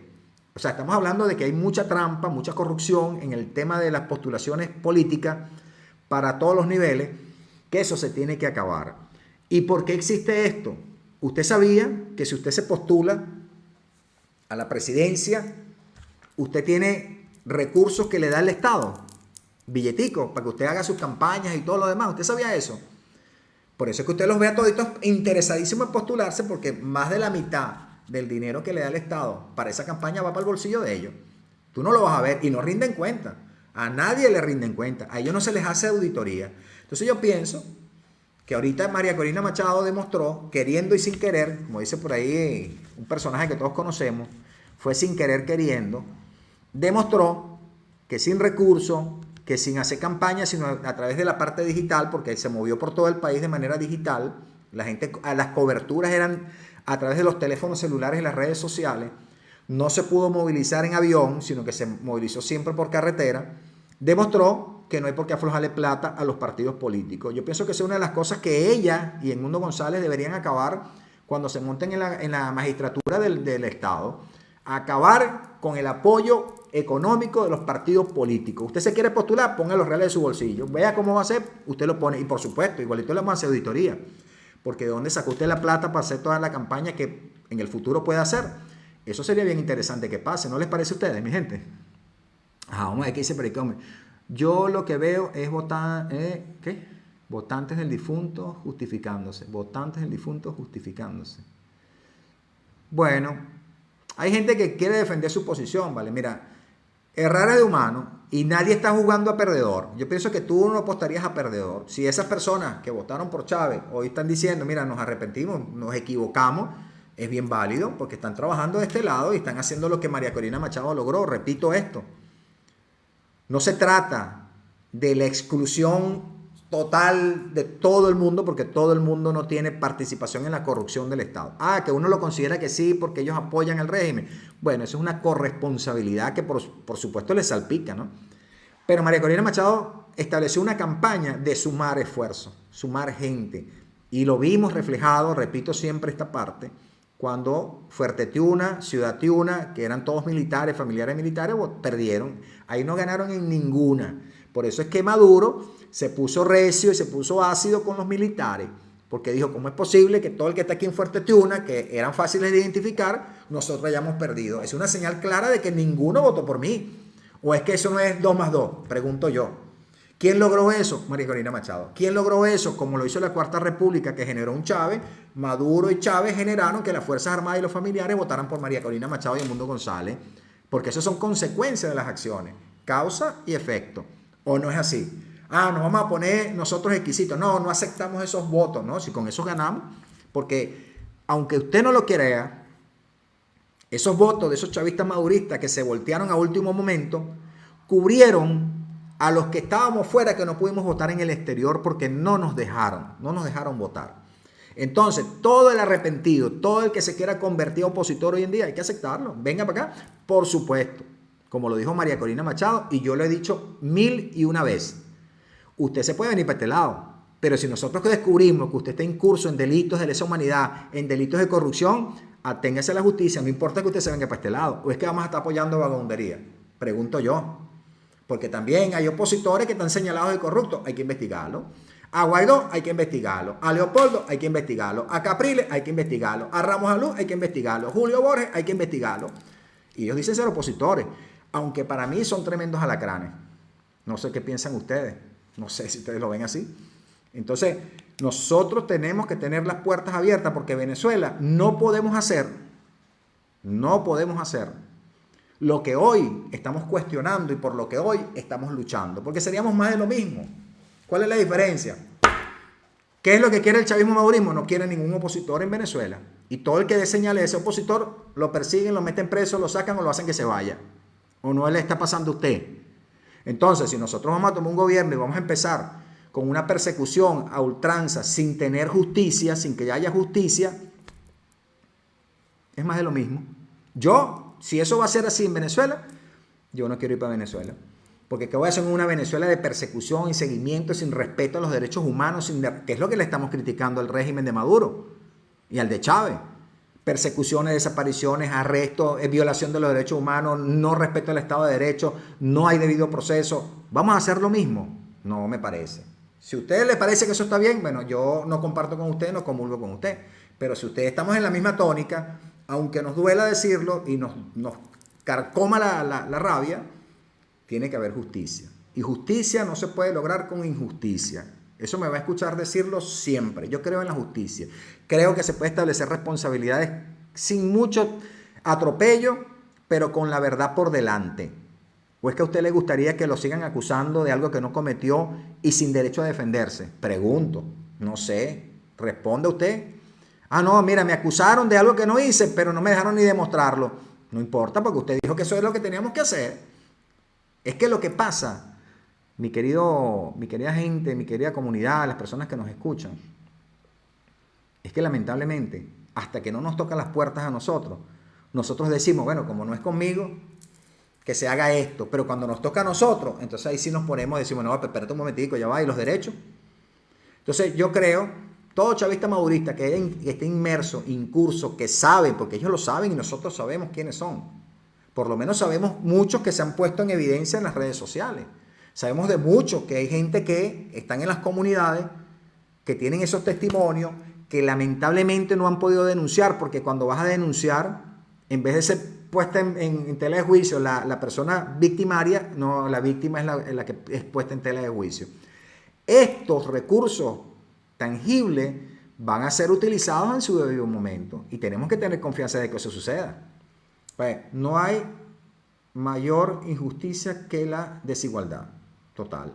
Y las instituciones deben ser el máximo poder más limpio y más pulcro de una nación. Totalmente de acuerdo. Aquí tenemos que hacer como hizo Singapur. Ser un funcionario del Estado es un honor. Y el funcionario del Estado tiene que ser bien pagado para que sea incorruptible. Y que la gente quiera ser funcionario del Estado, no por robar, ni porque ponme donde hay para ver cuánto me meto, no, sino porque voy a ganar también y voy a tener un estatus ante la sociedad que no es comparable con nada. Eso podemos lograrlo en Venezuela, claro que sí. ¿Quiénes lo vamos a lograr? Nosotros. Si usted ve que un amigo suyo, que de repente era, no sé, carpintero, respetando el oficio del carpintero, ahora resulta que es el contralor municipal, oye, por Dios, eso hay que denunciarlo. Hay que denunciarlo, tiene que haber existir un ente que vea esas irregularidades. ¿Sí o no? Dígame usted si es verdad o mentira. No, el tipo dice que es médico, pero resulta que lo que hizo fue un curso de cómo fabricar champú. O sea, entonces el tipo es médico. Y es el director del Instituto de Salud de no sé dónde. Oh, por Dios, eso tiene que acabar. No, el tipo es el director de la escuela tal, pero el tipo ni siquiera se graduó de bachiller. No, eso se está viendo ahorita. Estamos viendo cosas insólitas que tú dices, bueno, esto solamente en nuestro insólito universo. Pues. Correcto, profesor. El modelo de Singapur debe ser cedido igualmente para los mismos castigos. Lamentablemente, la pena capital no se puede establecer por los tratados internacionales, pero podemos establecer la cadena perpetua. Se puede establecer. Se pueden establecer tratados de extradición, donde, como sabemos cómo son las cárceles actualmente en Venezuela, donde cualquier negociación saca a alguien y la corrupción de los fiscales y los jueces está al galope, porque el mismo régimen lo ha dejado en evidencia. Más de 570 jueces y fiscales del Ministerio Público puestos a la orden del Estado, presos porque son corruptos. ¿Algo nuevo? No creo. ¿Usted cree que eso es nuevo? ¿Que un fiscal y un juez en Venezuela sea corrupto? No creo. Lo que pasa es que como no hay justicia, todas las denuncias que ponen las personas víctimas de la injusticia del Ministerio Público son desestimadas. Es mentira. ¿Cómo tú vas a hablar de los revolucionarios jueces y fiscales del chavismo madurismo si son impecables? Ellos mismos los metieron presos. ¿Por qué? Porque hay una pugna interna que esos mismos se están comiendo vivos porque ya no saben de dónde agarrar para robar. Ya no saben cómo conseguir plata porque se acostumbraron tanto al matraqueo que entonces están tan evidente que ya no guardan las formas. El presencia de Fidel mucho antes de las elecciones. Ajá. Los funcionarios del imperio de la ley debe ser por concurso. De acuerdo contigo, Tom Libertad. Tiene que haber concurso, tiene que haber un cuerpo colegiado que haga esa selección sin partidismo político.